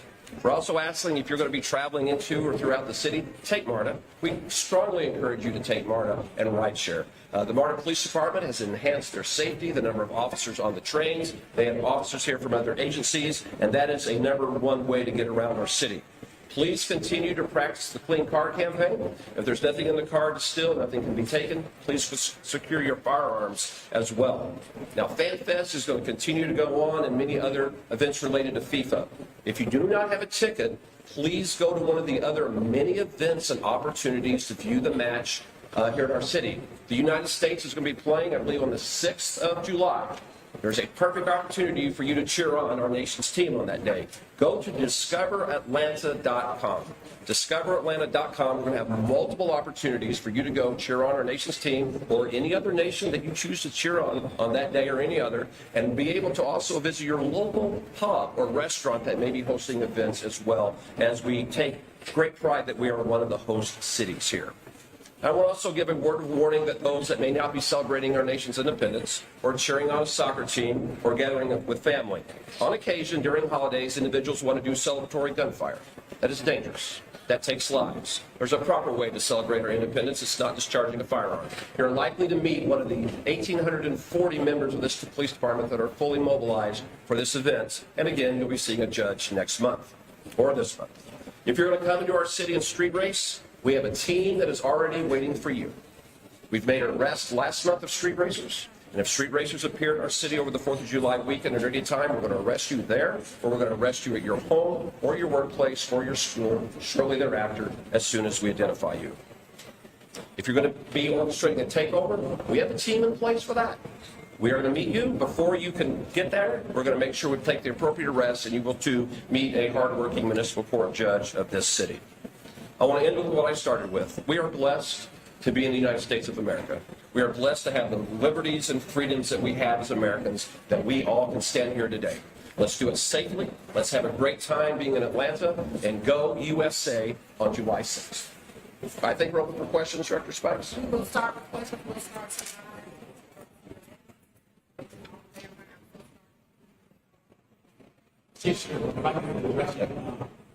You mentioned the Peachtree Road Race and the crowds here. Previous year, it hasn't happened in the World Cup. Can you talk a little bit about the manpower and just the message to the public the massive amount of crowds for these two events? 2 years ago, we started planning for last month and this month, and we've been refining the plan every single day, as our COO will attest to. So we knew 2 years ago that we would be having the Peachtree Road Race, and we knew 2 years ago would be a milestone of our nation, the 250th anniversary. So we made adjustments to make sure that as we protected the FIFA games and continued to deliver police services, we would have the resources necessary on Saturday. So that was actually accounted for 24 months ago. We're also fortunate that the Georgia State Patrol, the Sheriff of Fulton County, multiple sheriff's departments across the region are sending resources to us. We will have the FBI, the Georgia State Patrol with us, and the GB on that day as well. So the same team that's keeping the FIFA game safe is the same team that's keeping the race on Saturday safe. And I will leave the fire department and Grady to take care of the weather and the hydration, but we're going to take care of the other side of it.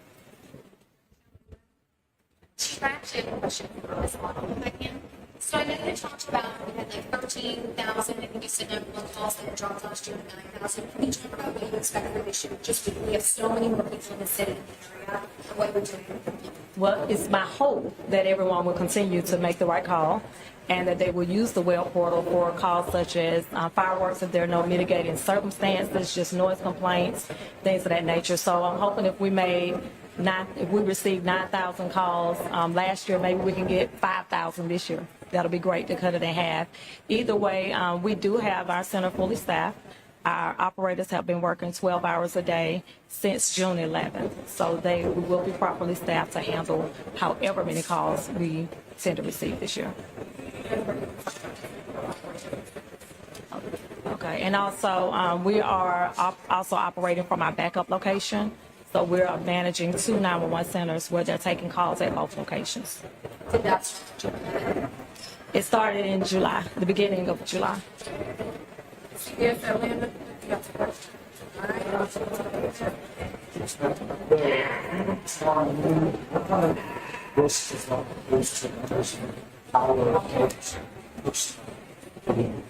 So the heat-related injuries are real. And so, as I indicated earlier, coming to the event dehydrated already and not knowing. And so our goal is to make sure that we get the message out that they should start drinking water ahead of time, the earlier possible, to get their bodies acclimated and be prepared for the heat as it comes. But we will have resources out on the streets along with Grady to ensure that we can handle the emergency calls. Yes. So basically, that's one of our biggest concerns, as Chief Sherbob said. The heat is something that's very difficult to control.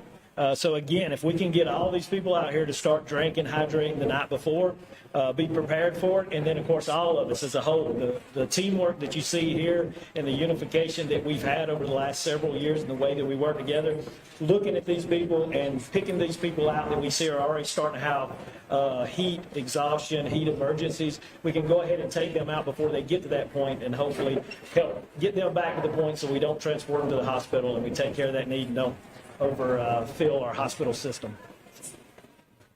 Yeah. Just the a lot more people here. It used to be a lot hotter. How do we begin to serve the environment? We have a lot more people here. So we have, as the chief indicated earlier, we have extended our working hours and we have additional personnel that are on the street. We put some unique units on the street that we typically don't have out. We have golf carts with stretchers. We have people on bikes. We have electric vehicles that are patrolling in areas that we typically don't patrol to ensure that we have enough medics and we have the capabilities of handling all of the medical emergencies.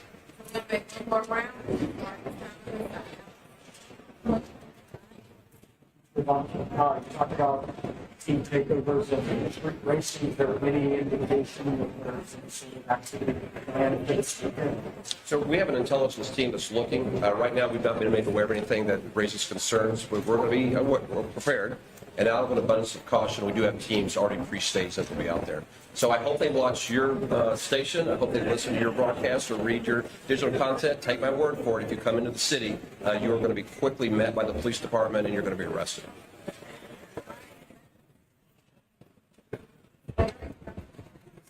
It's traffic. Crazy getting over here. As far as traffic, just kind of what people think and think it's remarkable. But if you happen to drive, I think you want to do it for it. So then the traffic is just for this week. And so as it relates to traffic, we're going to push MARTA and as much as we possibly can, because MARTA will bring you right to the beginning of the race, and you can get on MARTA when you get to the end of the race, so it'll be very easily to use.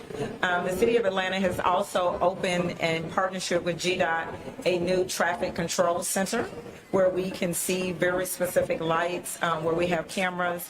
We have the ability to work with GDOT to change some lights based on timing, but we still encourage everyone to take public transportation, take MARTA as much as you possibly can, but we will be watching from our traffic center to make any alleviations that we can as possible.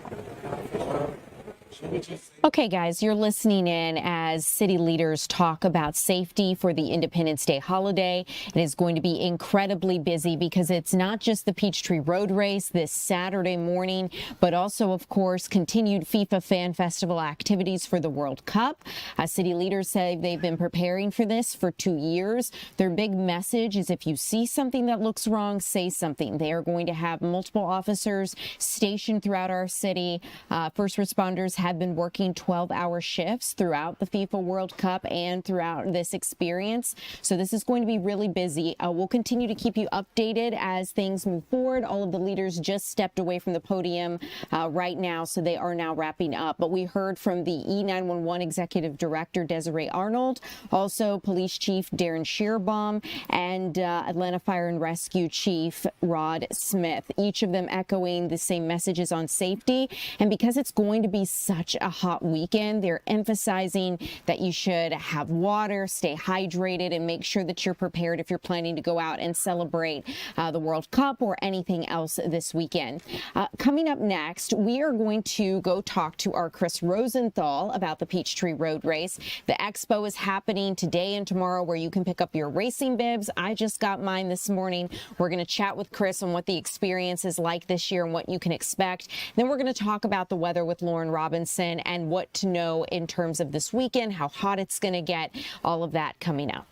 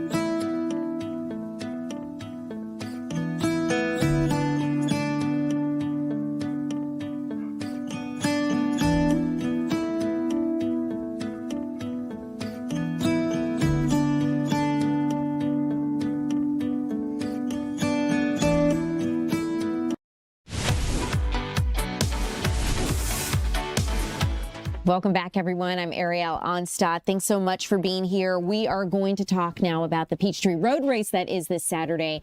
And of course, it is really hot outside, so officials are urging everyone to take caution this year. Our Chris Rosenthal joining us live. Chris, judging based on the lines behind you, you are there at a great time. I went this morning to get my bib and it was chaotic and packed, and I saw a sign that said risk level for this weekend is high. Of course, I'm going to prepare accordingly, but you know, it's funny how things ebb and flow.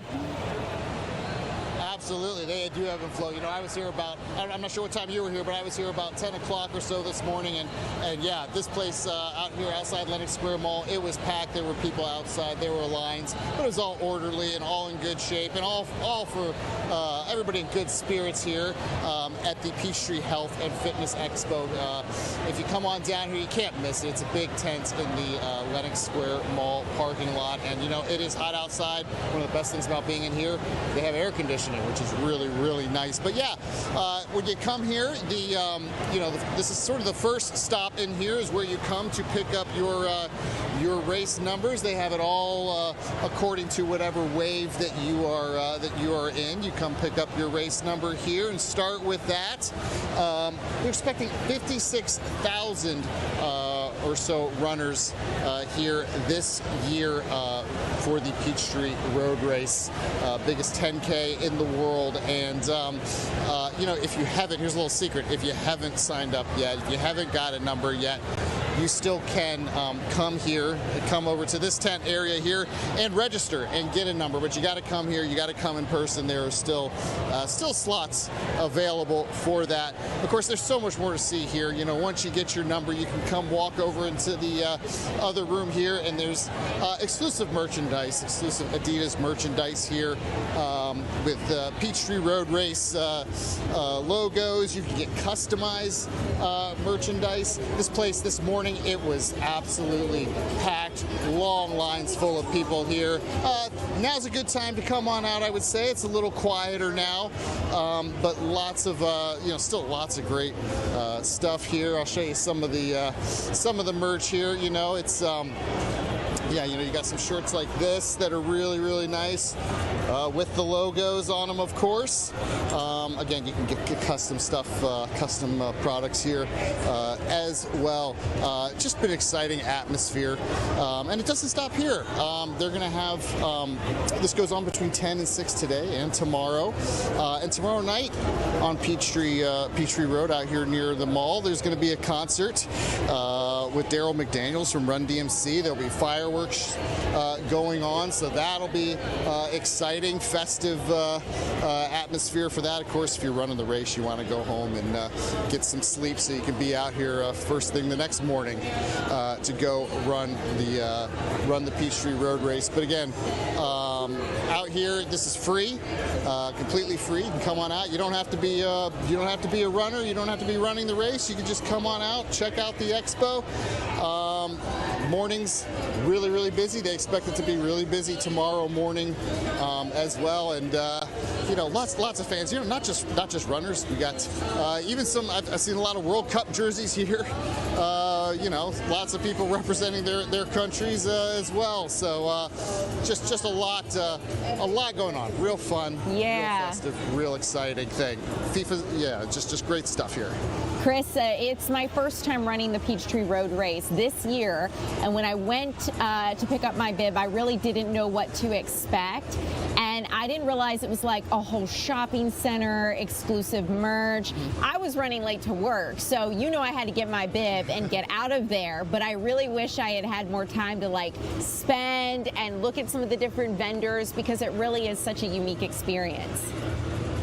Yeah, and you know, another cool thing about it is they've been doing this for years. It's of course 57th annual race, but this is the second year that they've done it here in Buckhead. They've been doing it downtown, but of course this year, you know, World Cup is going on, so they're really bringing it back here to Buckhead. This is right in the shadow of the start line here, so you know, the location here really significant as well here at Lenox Square Mall. It was nice to scope out where I'll be starting before I actually do it. You know, it's like being in an airport. Maybe I'm not ready to get on the plane yet, it's not boarding yet, but I gotta go check out my gate and make sure it exists before I go get my food and my my potty break. So, Chris, thanks so much for joining us and letting us know what to expect. I will guess that tomorrow will be pretty crazy, given that it is Friday and the federal holiday before the July 4th weekend. Chris Rosenthal, thanks so much for joining us live. Appreciate you. We'll see you again here upcoming at 3.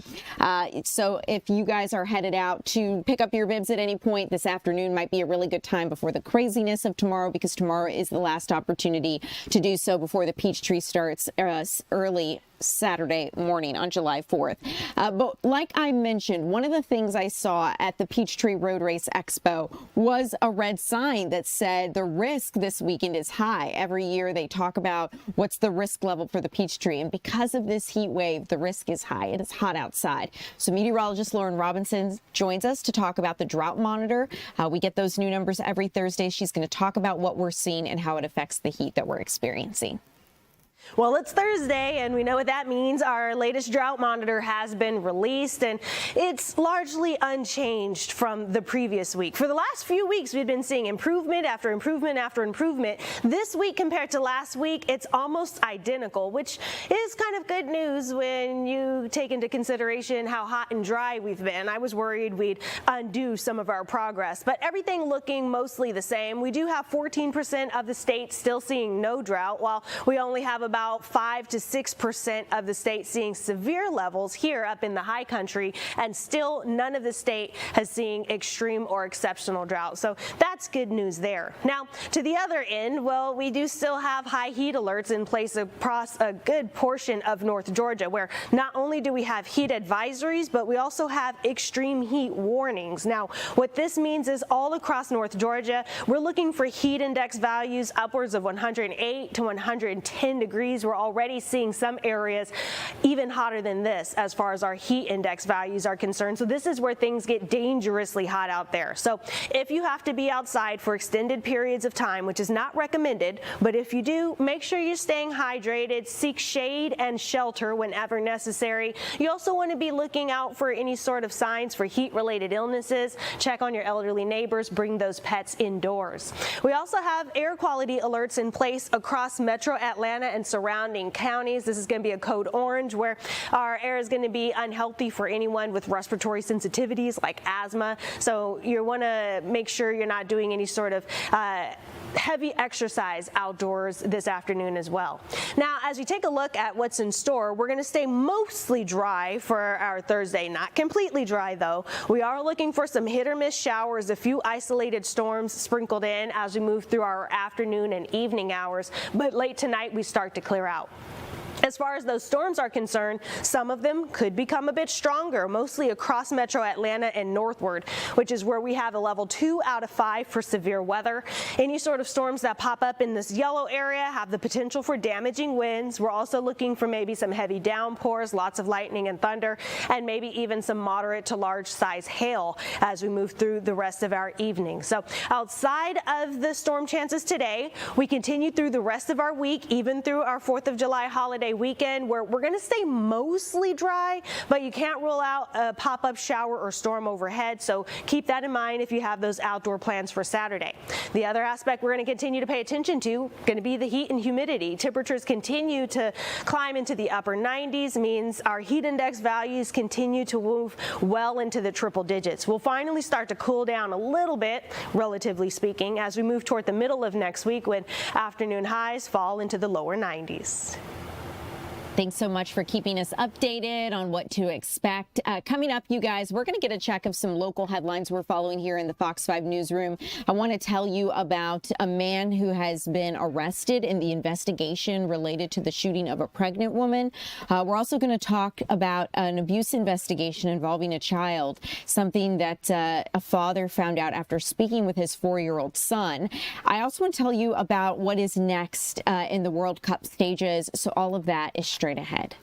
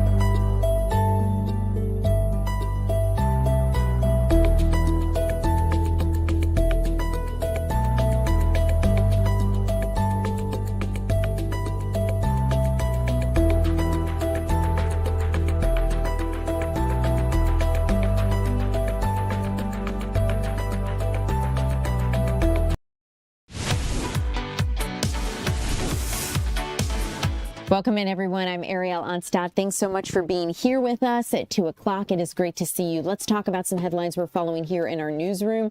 I do want to start off with an update I just got from our assignment desk. The Georgia Bureau of Investigation has arrested suspended Towns County Sheriff Kenneth Henderson for theft and violation of oath of office. So we don't have any video of this just yet. I know we've shown you Kenneth Henderson before, but let me read you what we're learning from the Georgia Bureau of Investigation, because Kenneth Henderson is 67 years old. He's from Young Harris, Georgia, and now he's facing charges of theft by deception, false statements and writings, sale of real or personal property to political subdivision by a local officer or employee, and 3 counts of violation of oath of office. So ultimately, it seems that a judicial circuit judge asked the GBI to conduct an independent investigation into the Towns County Sheriff.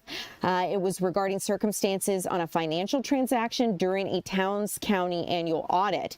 During the course of that investigation, they found out that a check was written to the sheriff, Kenneth Henderson, from one of the county's bank accounts.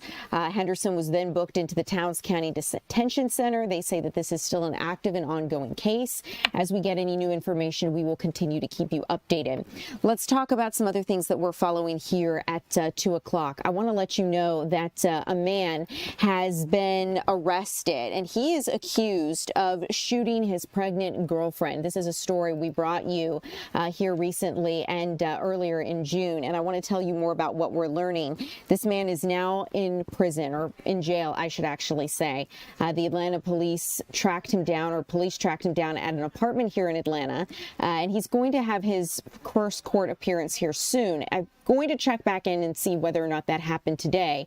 It was scheduled for today, but ultimately the Riverdale Police Department announced that officers captured this man, Gerald Clark, in Atlanta. He's accused of shooting his pregnant girlfriend back on June 20th at a home along Taylor Road, and Atlanta police officers found him after a multiple agency search. Riverdale officials publicly commended the Atlanta Police Department for their assistance in safely getting this guy. Police have not revealed the specific details on how they found him at this property. It's also unclear what the condition is of that woman and her unborn child. We will continue to keep you updated as we learn any new information.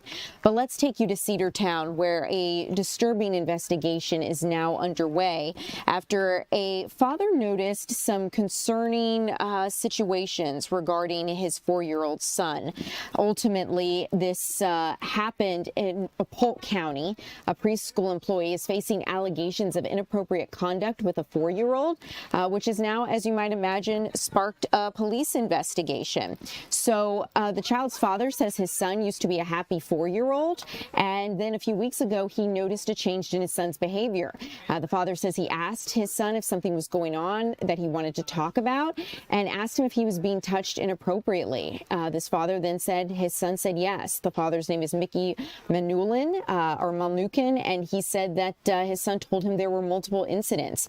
Cedartown's First Methodist Preschool sent a letter to parents saying that the preschool has received allegations of potential improper conduct by an employee involving a child. They've contacted local and state authorities and placed that employee on leave.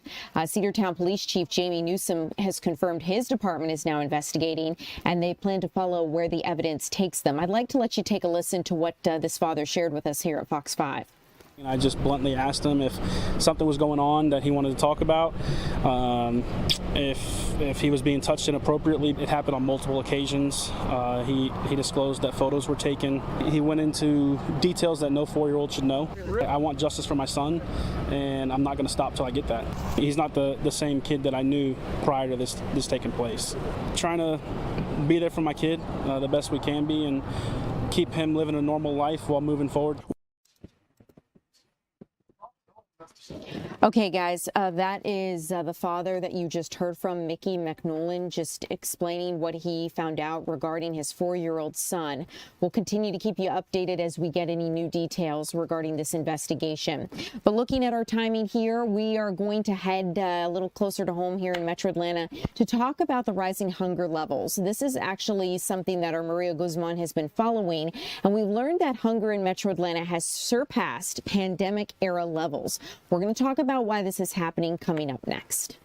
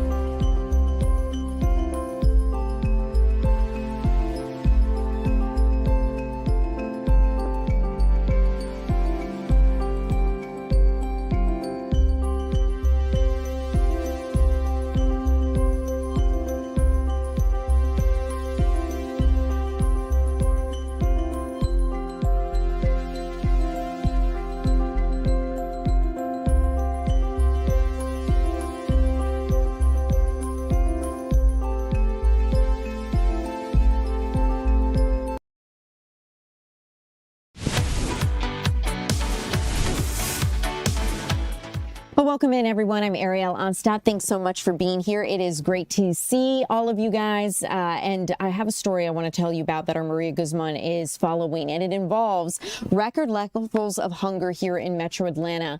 Maria, I understand you're at the Atlanta Community Food Bank. Why are families experiencing this right now? I know it's not a great time being these summer months, people often looking to travel, but that's not the reality right now.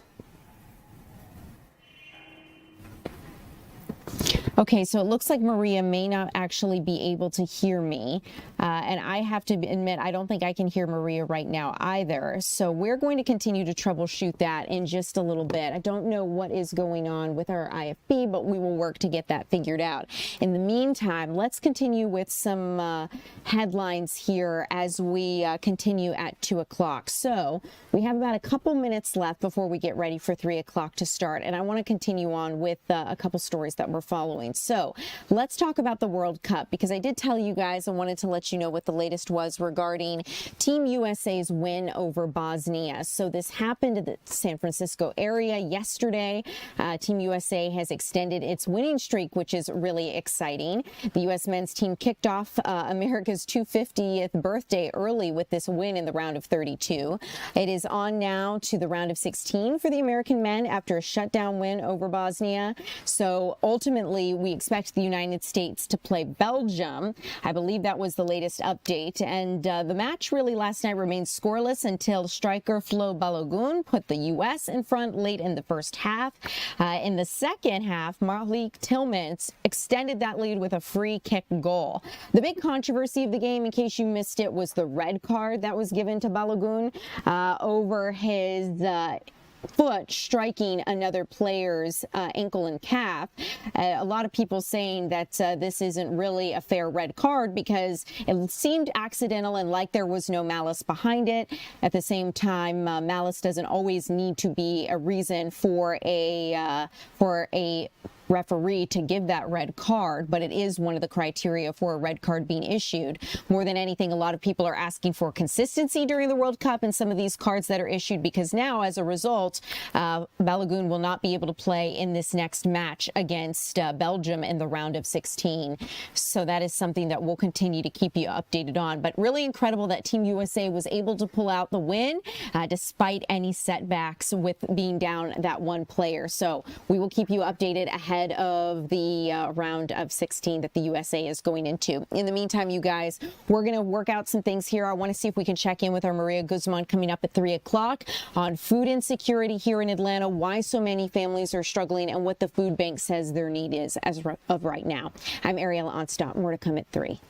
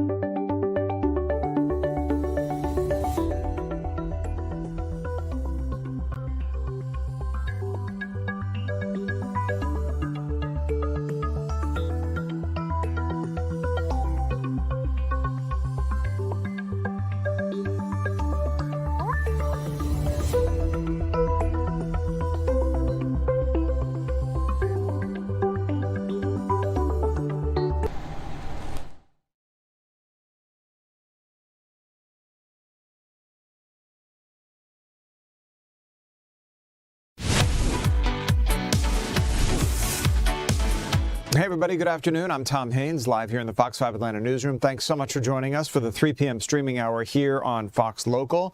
I want to get out to our Kevin Stewart first and foremost this afternoon to talk about a story that has had some developments over the past 24 hours, and that is police in DeKalb County, Kevin, now identifying 2 people killed in a drive-by shooting on Rockcliffe Road early yesterday. Tell us more about what police are telling you about the identities of these 2 people. Hey, Tom, we are in the 2400 block of Rockcliffe Road, and this home behind me is where this all happened around 4 o'clock in the morning. You can see the bullet holes all over the brick and by the windows. A tragedy here. We understand there was a sleepover happening in this home and 2 people were killed. We now know the names of both the victims. Chauncey Newman, 45 years old. We don't know if this was his home. We've tried to check with police as they don't know. And of course, we've been telling you all day about the young man who died here, DeMarcus Shirley, only 13 years old. He was here enjoying himself, presumably for a sleepover. We had a chance to talk to a member of his family, his great uncle, who describes him as a great kid, a very respectful kid, a fun-loving kid, very intelligent. And I want you to finish listening to what he had to say about his young nephew. Energetic, athletic, intelligent. The last memory I just had of him, my brother just got a cabin for Father's Day, where it's a whole bunch of us, and we just left from there, and I just finished getting all the boys together, the younger men in our family, getting them together to go over rites of passages and starting to prepare them to transition from preteen to teen and preparing them for the things that we need to do for manhood. And DeMarcus was right there with me and my son, one of the most eager to learn, and we were kind of looking forward to putting some more of that stuff together. All right, now investigators are still trying to figure out what happened here and why. I've talked to neighbors here off camera who do say they don't see anything unusual happening at this home and in this area, so it is a complete shock to them. We understand what this was a drive-by shooting, and so we've seen cameras all over this neighborhood, so I'm going to assume that investigators are trying to get all of that information to try to piece this all together. If you have any information, DeKalb County Police want to hear from you. Tom? All right, Kevin, thanks very much for the latest this afternoon as police continue to investigate exactly what happened and the circumstances surrounding that drive-by shooting. Meantime, the Marietta Planning and Zoning Commission revisited plans Wednesday night for a proposed data center on Powers Ferry Place. The project aims to rezone a 10-acre commercial property, converting an existing storage facility into an 18-megawatt data center. No doubt residents had things to say about this, but several locals came out to voice serious concerns over the location, citing the potential impact on neighboring homes and the surrounding community. This comes as DeKalb County temporarily pauses other new data center developments. The Marietta City Council is scheduled to consider the proposal at its July 8th meeting regarding these data centers. DeKalb County police are investigating a deadly shooting overnight. Bullets flew into a home before 4 this morning, killing 2 people, including a 13-year-old boy. Officers were called to the 2400 block of that area. When they arrived, they found 2 victims dead there at the scene. On to another story we're covering, and that is a Riverdale man accused of shooting his pregnant girlfriend behind bars after police tracked him down at an Atlanta apartment complex, and he could have his first court appearance this hour. The Riverdale Police Department announced that officers captured Jarrell Clark in Atlanta. He's accused of shooting his pregnant girlfriend on June the 20th at a home along Taylor Road. Atlanta police officers located Clark at an apartment complex following a multi-agency search.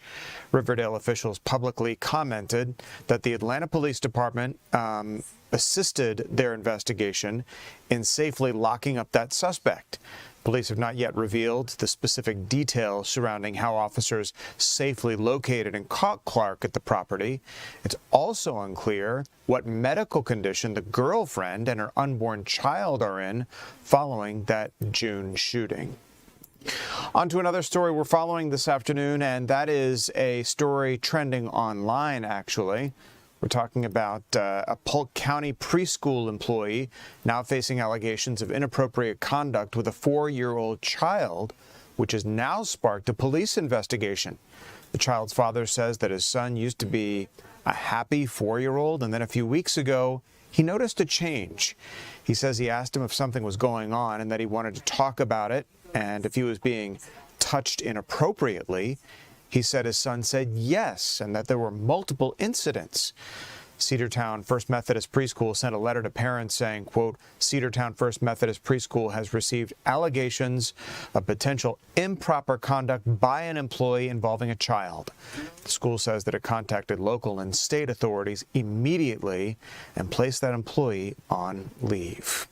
I just bluntly asked him if something was going on that he wanted to talk about. If he was being touched inappropriately, it happened on multiple occasions. He disclosed that photos were taken. He went into details that no 4-year-old should know. I want justice for my son, and I'm not going to stop till I get that. He's not the same kid that I knew prior to this taking place. Trying to be there for my kid the best we can be and keep him living a normal life while moving forward.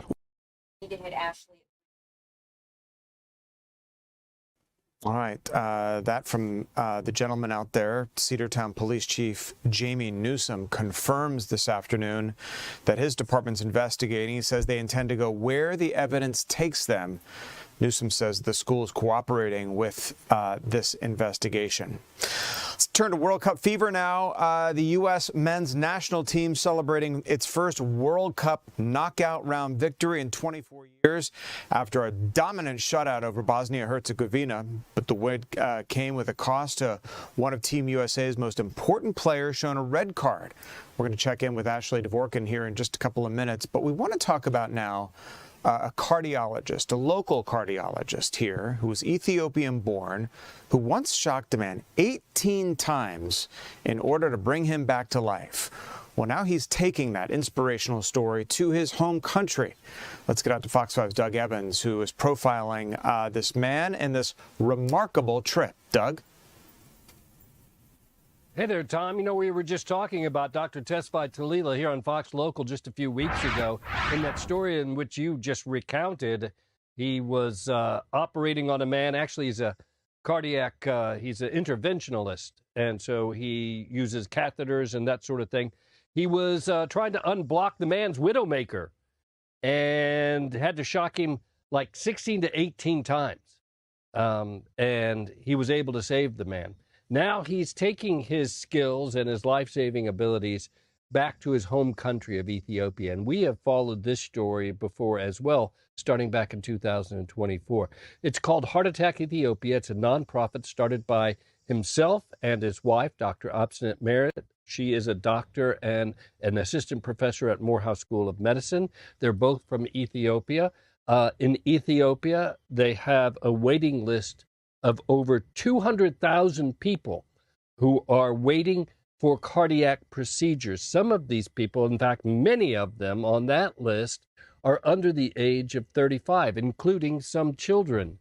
And so they are going over to Ethiopia with $2.6 million worth of donated supplies. They're taking a team of 50 doctors and nurses, including something like over a dozen cardiac surgeons, some of them from the Mayo Clinic, our top cardiac hospital in this country.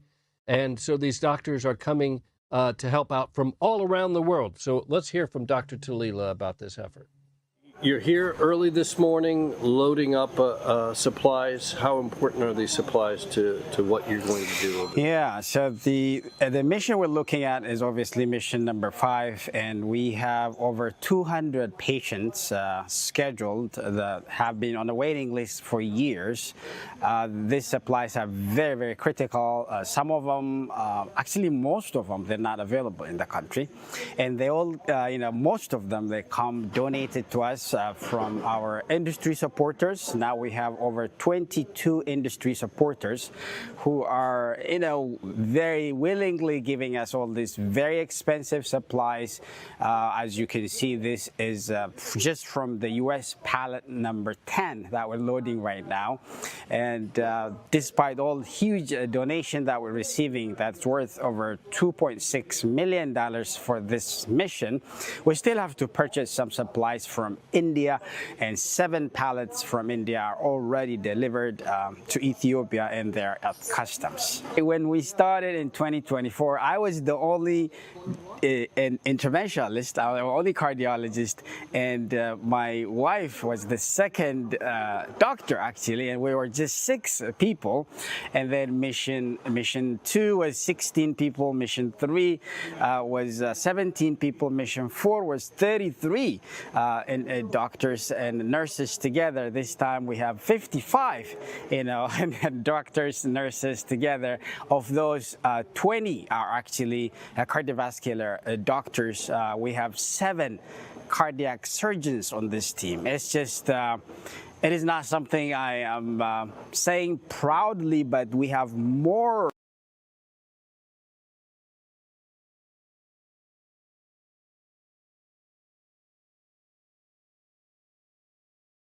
All right, Dr. Tesfaye Talila of Piedmont Hospital in Heart Attack, Ethiopia. And Tom, one of the things that they're doing this trip that they've never done before is they'll be performing surgeries on children with heart defects.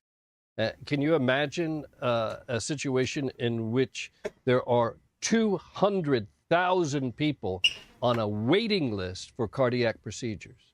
Yeah, the numbers are staggering, and we do remember that story with the doctor and how fulfilling for him to be able to go over to his home country to see all of this through. Doug Evans live. Doug, thanks so much. Well, we were talking about World Cup just a second ago. I want to get out to Ashley Dvorkin live in Santa Clara with Team USA, Ashley, where they pulled off such a remarkable win last night over Bosnia-Herzegovina, our own fan fest, with thousands of people packed in there going crazy for Team USA, something they haven't done in many decades. Tell us what's next for the team and what the atmosphere is like out there now. Oh, hi, Tom. It was incredible. I was in the stadium for this match, and to be there with the crowd cheering the team on, it's such a moment, it's such a feeling, within the whole stadium, collectively, the cheering, the singing, and then, of course, some booing, because we had some highs and lows as part of this game. We'll go into that, but up next, they're going to be playing Belgium. They're going into the round of 16. That'll be in Seattle. Now, there will be one player who has to sit out, as he is suspended now. So Folarin Balogun, now he got a red card, and this has been one of the most debated red cards, one of the topics, very controversial, because many, the team, the fans, the coach, all surprised that that was the call. And it means that he is suspended, and he's been the top scorer for the team in this World Cup, and he is suspended for next week. And a lot of the fans want this appealed, but it's days away and it can happen. So they're definitely going to have to figure out a strategy for that going forward into the next match. Tom? Well, yeah, Ashley, you never want to lose your best player, especially when you have so much momentum behind the team. So any ideas right now? Are you hearing anything about what coach plans to do about it? Well, he said in a press conference after the match that this was not a red card to him. He said this was an accident. This was not intentional. When Balogun did step on an opponent's ankle. And he said that he still has, he very much praised the way that he handled it and handled it in the moment, and that the team came together and they confidently took on the rest of the match and won. So the team does have that kind of confidence and that mindset as they go into the next match. Tom? We did hear from Christian Pulisic after the match as well. What did he have to say? Yeah. Also said didn't deserve a red card. He said, though, in one of the hydration breaks, he was talking with his team, and that they were saying that this is what makes a strong team, the way that they've been playing. So as you can see, I think the momentum, the support, the way that they've been doing throughout this entire tournament, that is really helping them as they go through to this next step, even though it's going to be a different lineup. Tom? All right, Ashley Dvorkin, who was, boy, lucky you, inside that stadium for that incredible game and that incredible victory for Team USA. What an experience. Ashley, thanks so much. When we come back, have you been outside? It is a scorcher out there. It's been hot all week, but we're looking for a break in temperatures. The question is, will we get one? Meteorologist Lauren Robbins here on the other side of the break to tell us when we come back.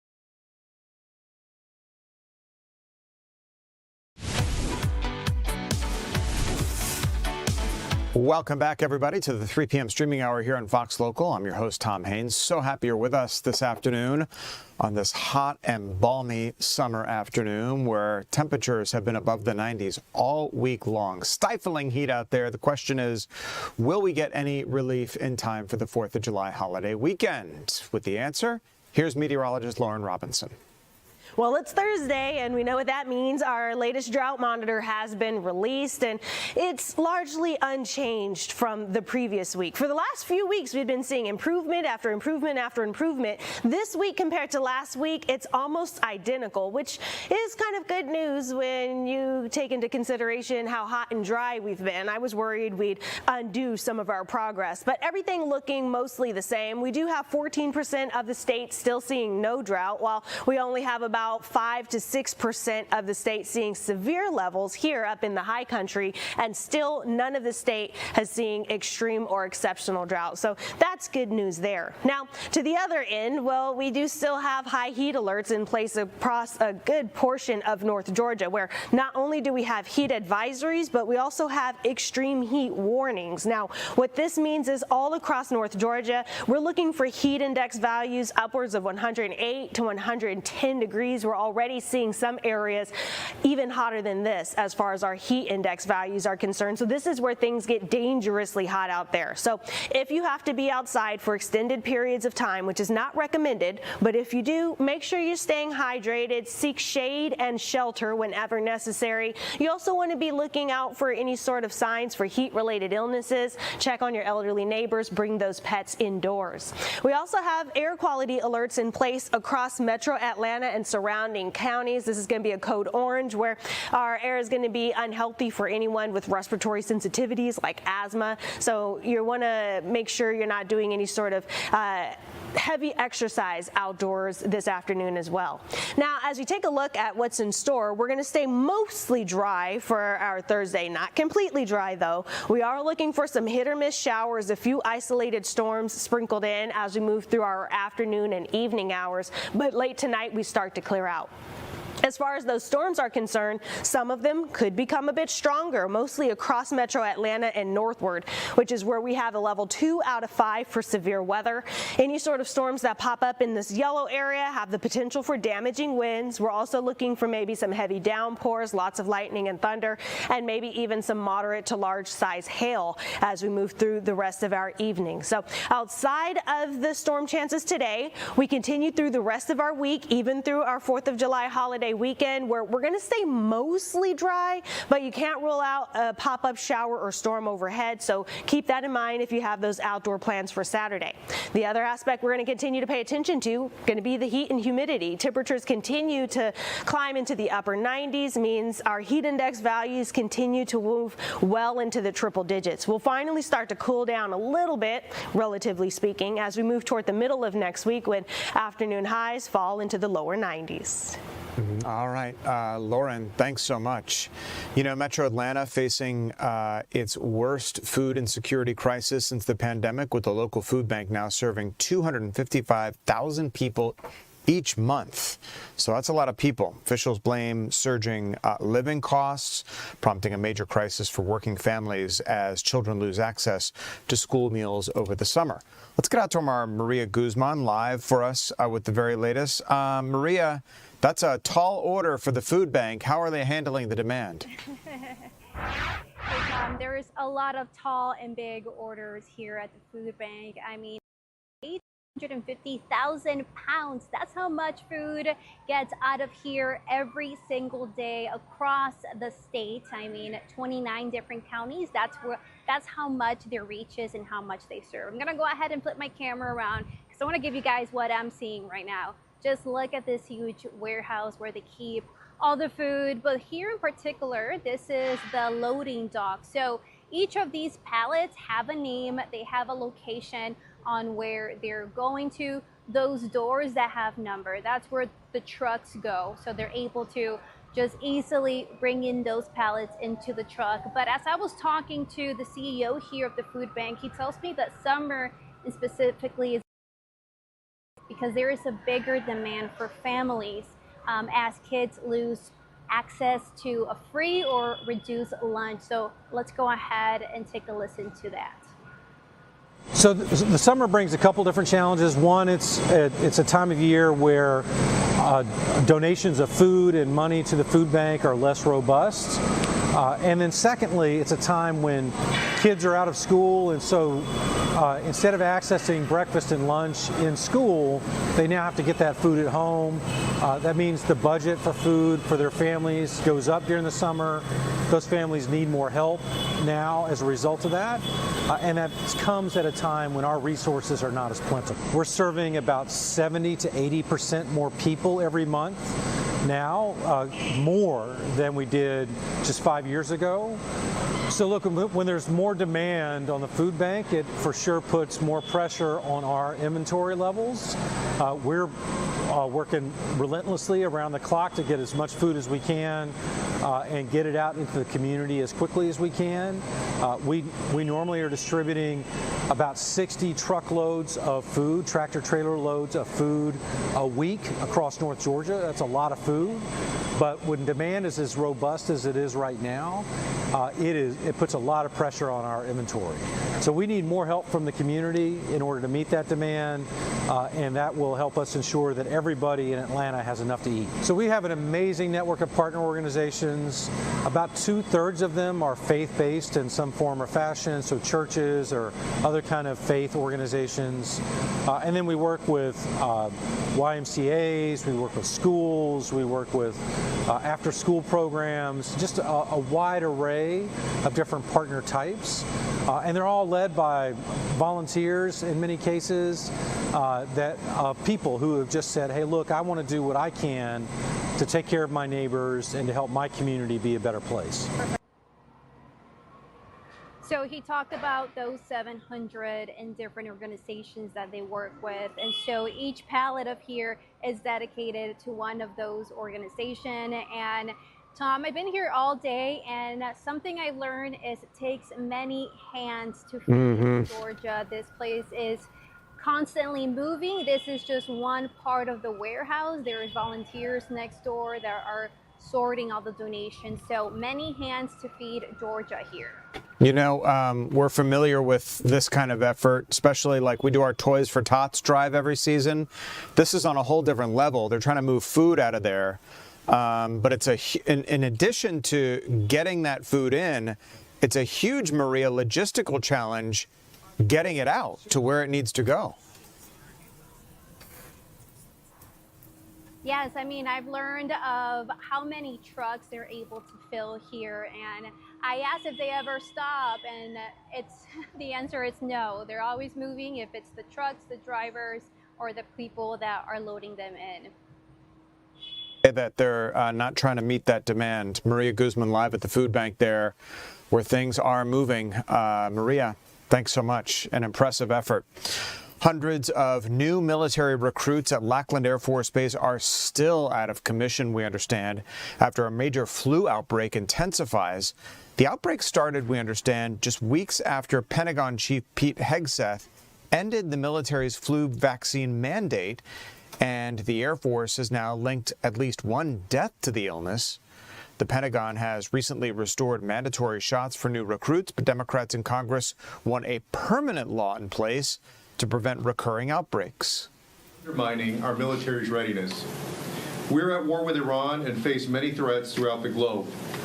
A soldier who is sick cannot fight effectively. Being part of the military means making sacrifices for the safety and security of the country. The flu vaccine is a simple way to make sure troops are healthy and prepared to carry out their mission. What's absurd about keeping those who serve our nation safe? No president or secretary should be able to play politics and put the health of our troops at risk. As y'all know, flu spreads quickly, and many suffer the consequences. It took the Pentagon over a month. Not because military medicine had changed, but because ideology replaced evidence. And now our service members are literally paying the price, in some cases with their lives. And that is why Congressman Castro and I and Mr. Cisneros have offered an amendment to this year's National Defense Authorization Act, which would restore the influenza vaccination. Like measles, mumps, and polio? We made very clear in our announcement that it applies to service members having a choice as it pertains to the flu vaccine. Don't you think that's a little reckless? No, I think allowing well-informed Americans who serve our country to make a choice is not reckless. And commanders will still have latitude, say, for a submarine or something else to make a decision for a unit about whether it could be mandatory in a particular circumstance. So far, we understand at least 275 service members have fallen ill and 4 have been hospitalized. Now to the situation between Russia and Ukraine, where emergency workers in Ukraine are clearing rubble and searching for survivors today, following a massive 11-hour Russian drone and missile bombardment across Kyiv. The large-scale overnight attack killed at least 20 civilians and injured dozens more, leaving widespread damage throughout the capital city.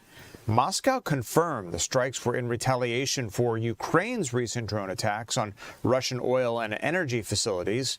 While the Kremlin claims it only targeted military sites, Ukrainian officials rejected that, saying the blast severely damaged or partially destroyed at least 20 residential buildings. Ukrainian President Volodymyr Zelensky is cutting a trip to Dublin short as the country's foreign minister renews calls to Western allies for immediate air defense systems and interceptor missiles. To the situation in Iran and the fragile ceasefire between the United States and Iran facing a major test today after Iran's military issued a blunt warning to oil tankers in the Strait of Hormuz. Iran's threatening a, quote, forceful response against any vessels that do not stick to specific routes, reasserting its sovereignty over the critical waterway. This escalation follows 2 days of indirect talks in Qatar focused on Iran's nuclear program. While Tehran agreed to allow UN inspectors to resume, they've severely restricted access to just 2 sites. Vice President J.D. Vance says the administration remains skeptical, but is leaving all options on the table if Iran refuses full cooperation. The next round of negotiations is not expected to happen until after the funeral for the late Ayatollah Khamenei, which concludes on July the 9th. Coming up here as we continue, public leaders in the city of Atlanta issuing security plans for this 4th of July. Going to be a lot of people out and about, and our Larry Spruill listened to a news conference that you may have heard in the 2 p.m. hour. Larry's going to join us with details here as we continue.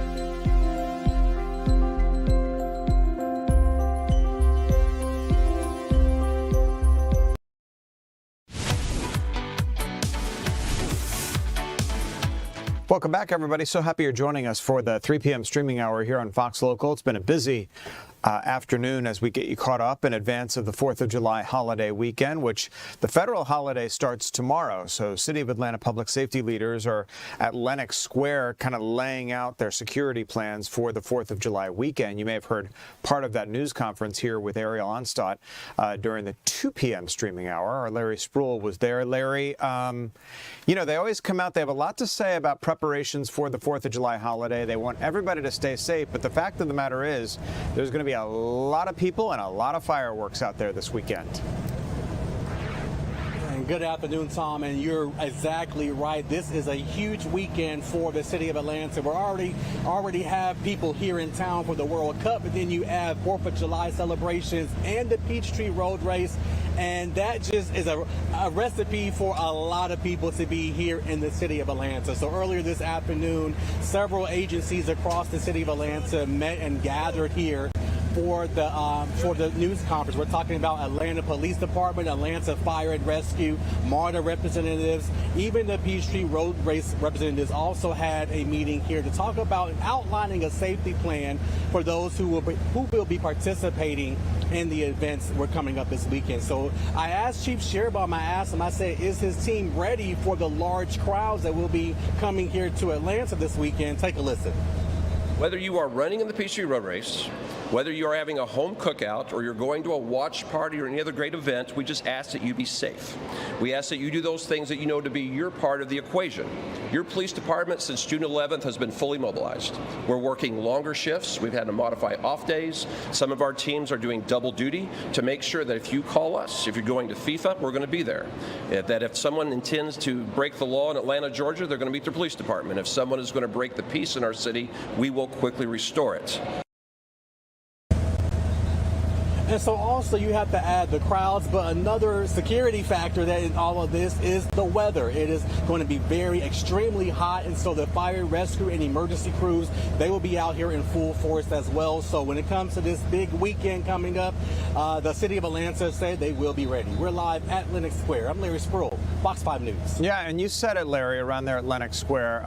There's going to be a lot of people coming down for different reasons, whether it's the Peachtree Road Race in the early morning hours on the 4th of July, and then another wave of people coming in for the fireworks. How are they? I'm assuming that, parking is going to be a nightmare around there. That they're encouraging people to take, just as they are for FIFA World Cup, by the way, to take MARTA and ride-share transportation so that they don't have to deal with parking and the mess that is going to be the Lenox Square area this weekend. Yeah, so parking, traffic will be another issue, and so they are urging people to use public transportation, especially MARTA. They said MARTA will take you and drop you off right here, and then it will take you back to your destination. So they are urging everyone to take some kind of public transportation, including MARTA, because as you just said, Tom, traffic will be a lot this weekend, to say the least. So will, as you said, Larry, so will the heat. So folks need to be prepared to hydrate big time. Larry Spruill down there with city officials in advance of the 4th of July weekend, Peachtree Road Race. Larry, thanks. Speaking of the heat, the dangerous heat isn't just prompting weather alerts, it's also sparking action across DeKalb County. CEO Lorraine Cochran-Johnson, emergency officials outlining the steps that they're taking to help protect residents. And I'd like to say that extreme heat has become more than a seasonal occurrence. Across the state of Georgia, across the region, and also globally for that matter, we are seeing huge spikes in heat. And it is more now than just a matter of rising temperatures. What we're dealing with is a matter of public safety, workforce safety, and it's also a challenge that requires proactive leadership. In DeKalb County, we believe in preparing for a crisis, not being responsive after one occurs. And that's why today we've held this press conference to announce a comprehensive response to extreme heat.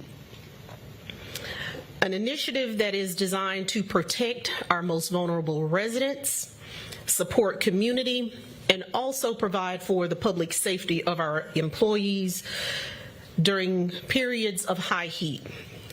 It is expected that these temperatures will continue to rise throughout the summer. And our first priority in DeKalb County is protecting, at this moment, our homeless. During periods of extreme heat, we are announcing today that community day centers will continue to operate, but they will be operational as cooling centers. These centers will provide a safe, cool space, as well as water, But also we will be providing wraparound services at all of our cooling stations. And the wraparound services we will provide include housing, as well as health screenings, employment resources, and other services that are designed to assist some of DeKalb County's most vulnerable residents. In just a few moments, you'll hear from Director Alan Mitchell, who is responsible for community development, and he'll share more about those resources. We're also expanding resources for all DeKalb County residents. So during periods of extreme heat, we will offer free admissions to our swimming pools. This will give families access to a place to cool off, but also to hydrate, and they will serve as cooling stations along with our recreation centers across the county. Later, you'll hear from Director Chris Bass, and he will provide more information on those centers. I'm also taking meaningful steps to protect DeKalb County employees, because many of our employees that we rely on tremendously are frontline workers. They are also our essential workers. So beginning July 1st through September 1st, this is the period of time through which we expect the highest temperatures. Department directors will have the discretion of increasing remote working for our non-essential employees. For employees whose work must be performed outside, our sanitation workers, Department of Parks and Recreation, we are encouraging operational adjustments where possible to better accommodate. So we will shift hours to earlier in the morning, beginning earlier work schedules, also including hydration breaks, providing water, and also ensuring access to cool and shaded areas throughout the day. Our sanitation workers, first responders, our watershed crew, and park employees, as well as our road maintenance teams, and many others work tirelessly in this county. And their health and safety is our first priority during this time. We're here to protect our employees while also ensuring that our plan allows us to continue delivering the critical services that people require throughout the county for all residents. This action also advances our sustainability goals. By reducing unnecessary commutes during the hottest months of the year, we're lowering vehicle emissions, we're also improving air quality, and we're reducing traffic congestion.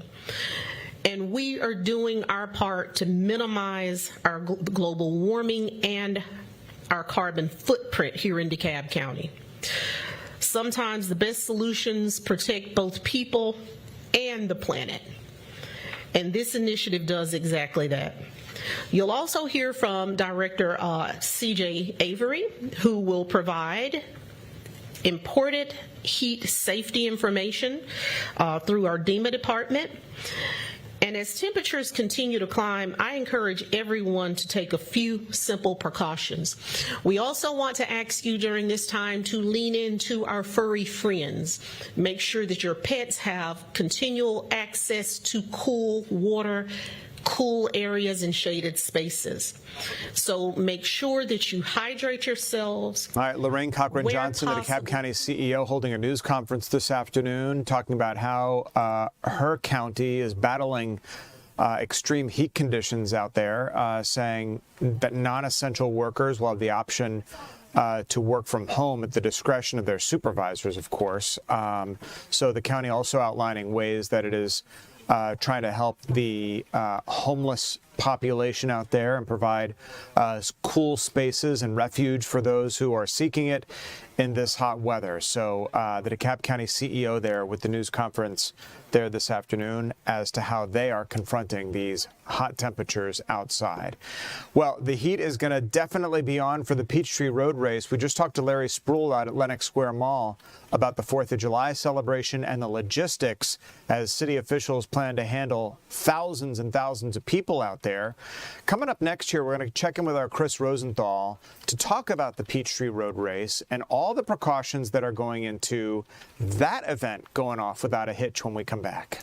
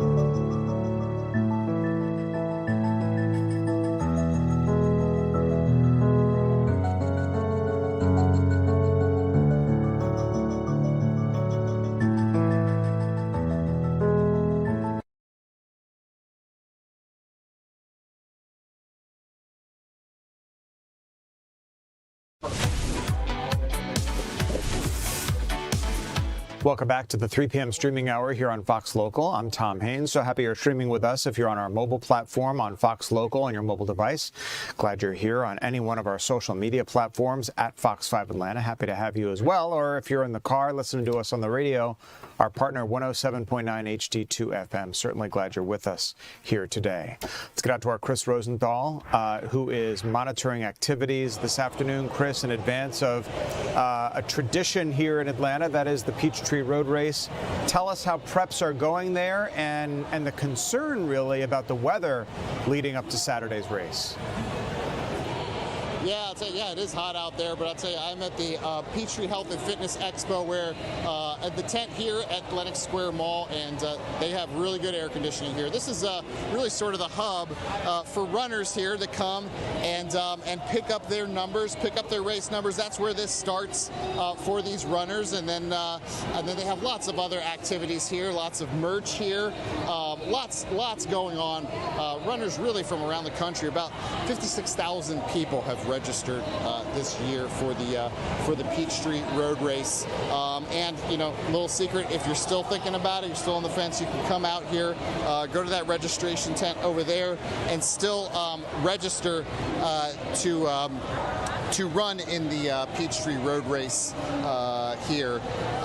But you got until 6 o'clock today and 6 o'clock tomorrow to come on out. But you know, it's not just for people who are super fit. It's really for anyone to come out here, and really the race is for anyone. And I spoke with one woman earlier today who had a really inspirational story about how she got into running, and she was even a speaker here. And let's take a listen in. So initially when I started running, I really was just doing it for my PCOS. I like to explain it simply by saying it's a hormonal imbalance that a lot of women face. And so I was doing like a lot of working out, like weightlifting, but I needed to find something else to help me really lose the weight. And so I started running. I picked up running. My very first run was the Atlanta Track Club women's 4-miler. At the time it was a 5K, so it was my very first 5K. I came into it very nervous, but ended up with learning like so much about myself during the run. And it's kind of taken off from there. Talk to me about that. You say you learned a lot about yourself. I mean, it's more than just about getting fit, huh? Yeah. So I've learned like perseverance and like I realize how I talk to myself when things get hard. And I think that has been like the most valuable part about running is just really knowing how to show up for myself even when things feel challenging. You started a nonprofit. Talk to me about that. Yeah, so I started my nonprofit, I'll say at the top of the year actually. So we are a baby, well, we're going into our toddler phase. But I started it because I just wanted a safe space for women to show up, to be fit. Cardio disease or cardiac disease is the #1 or top killer in the U.S. And so I just wanted to provide like an outlet and a safe space for women to move their bodies. And so I started it a little bit. And Sarah will be cheering on a group of her runners and friends here at the Peachtree Road Race this year. I'm in the Adidas section here right now. This has been a really popular section. This morning, this place was packed. All kinds of merch you can buy. Peachtree Road Race shirts. You can get Atlanta Track Club shirts and other items that you really can't get anywhere else. Even customized items. And there's plenty more going on. Tomorrow night, there will be a concert with Daryl McDaniels from Run DMC and some fireworks out here on Peachtree Road in the Lenox Square Mall area. There's also going to be a kids race tomorrow morning, starting about 7 in the morning. So again, if you can't make it out here today, this will be here till 6, and then tomorrow from 10 to 6 as well, completely free. Come on out, and plenty of parking here at the mall. And then, right here in the shadow of the starting line of the Peachtree Road Race, which of course will be early in the morning on July 4th. It's so awesome, and so awesome to hear that numbers are still available where you can actually run the Peachtree Road Race. Sometimes those run out and sell out. So good to hear that people can come down there and grab a number if at the last minute they decide to run the road race. Although that's something you really have to train for. Well, maybe you could run, walk, or whatever, or walk the whole thing. It's a nice experience to be part of. So exciting on so many levels. And we see that there in the tent at Lenox Square Mall. Chris Rosenthal, live in the middle of the action there. Chris, thanks. And thank you for joining us here for the 3 p.m. streaming hour on Fox Local. I'm Tom Haines. Don't go anywhere. The news continues right here, right now.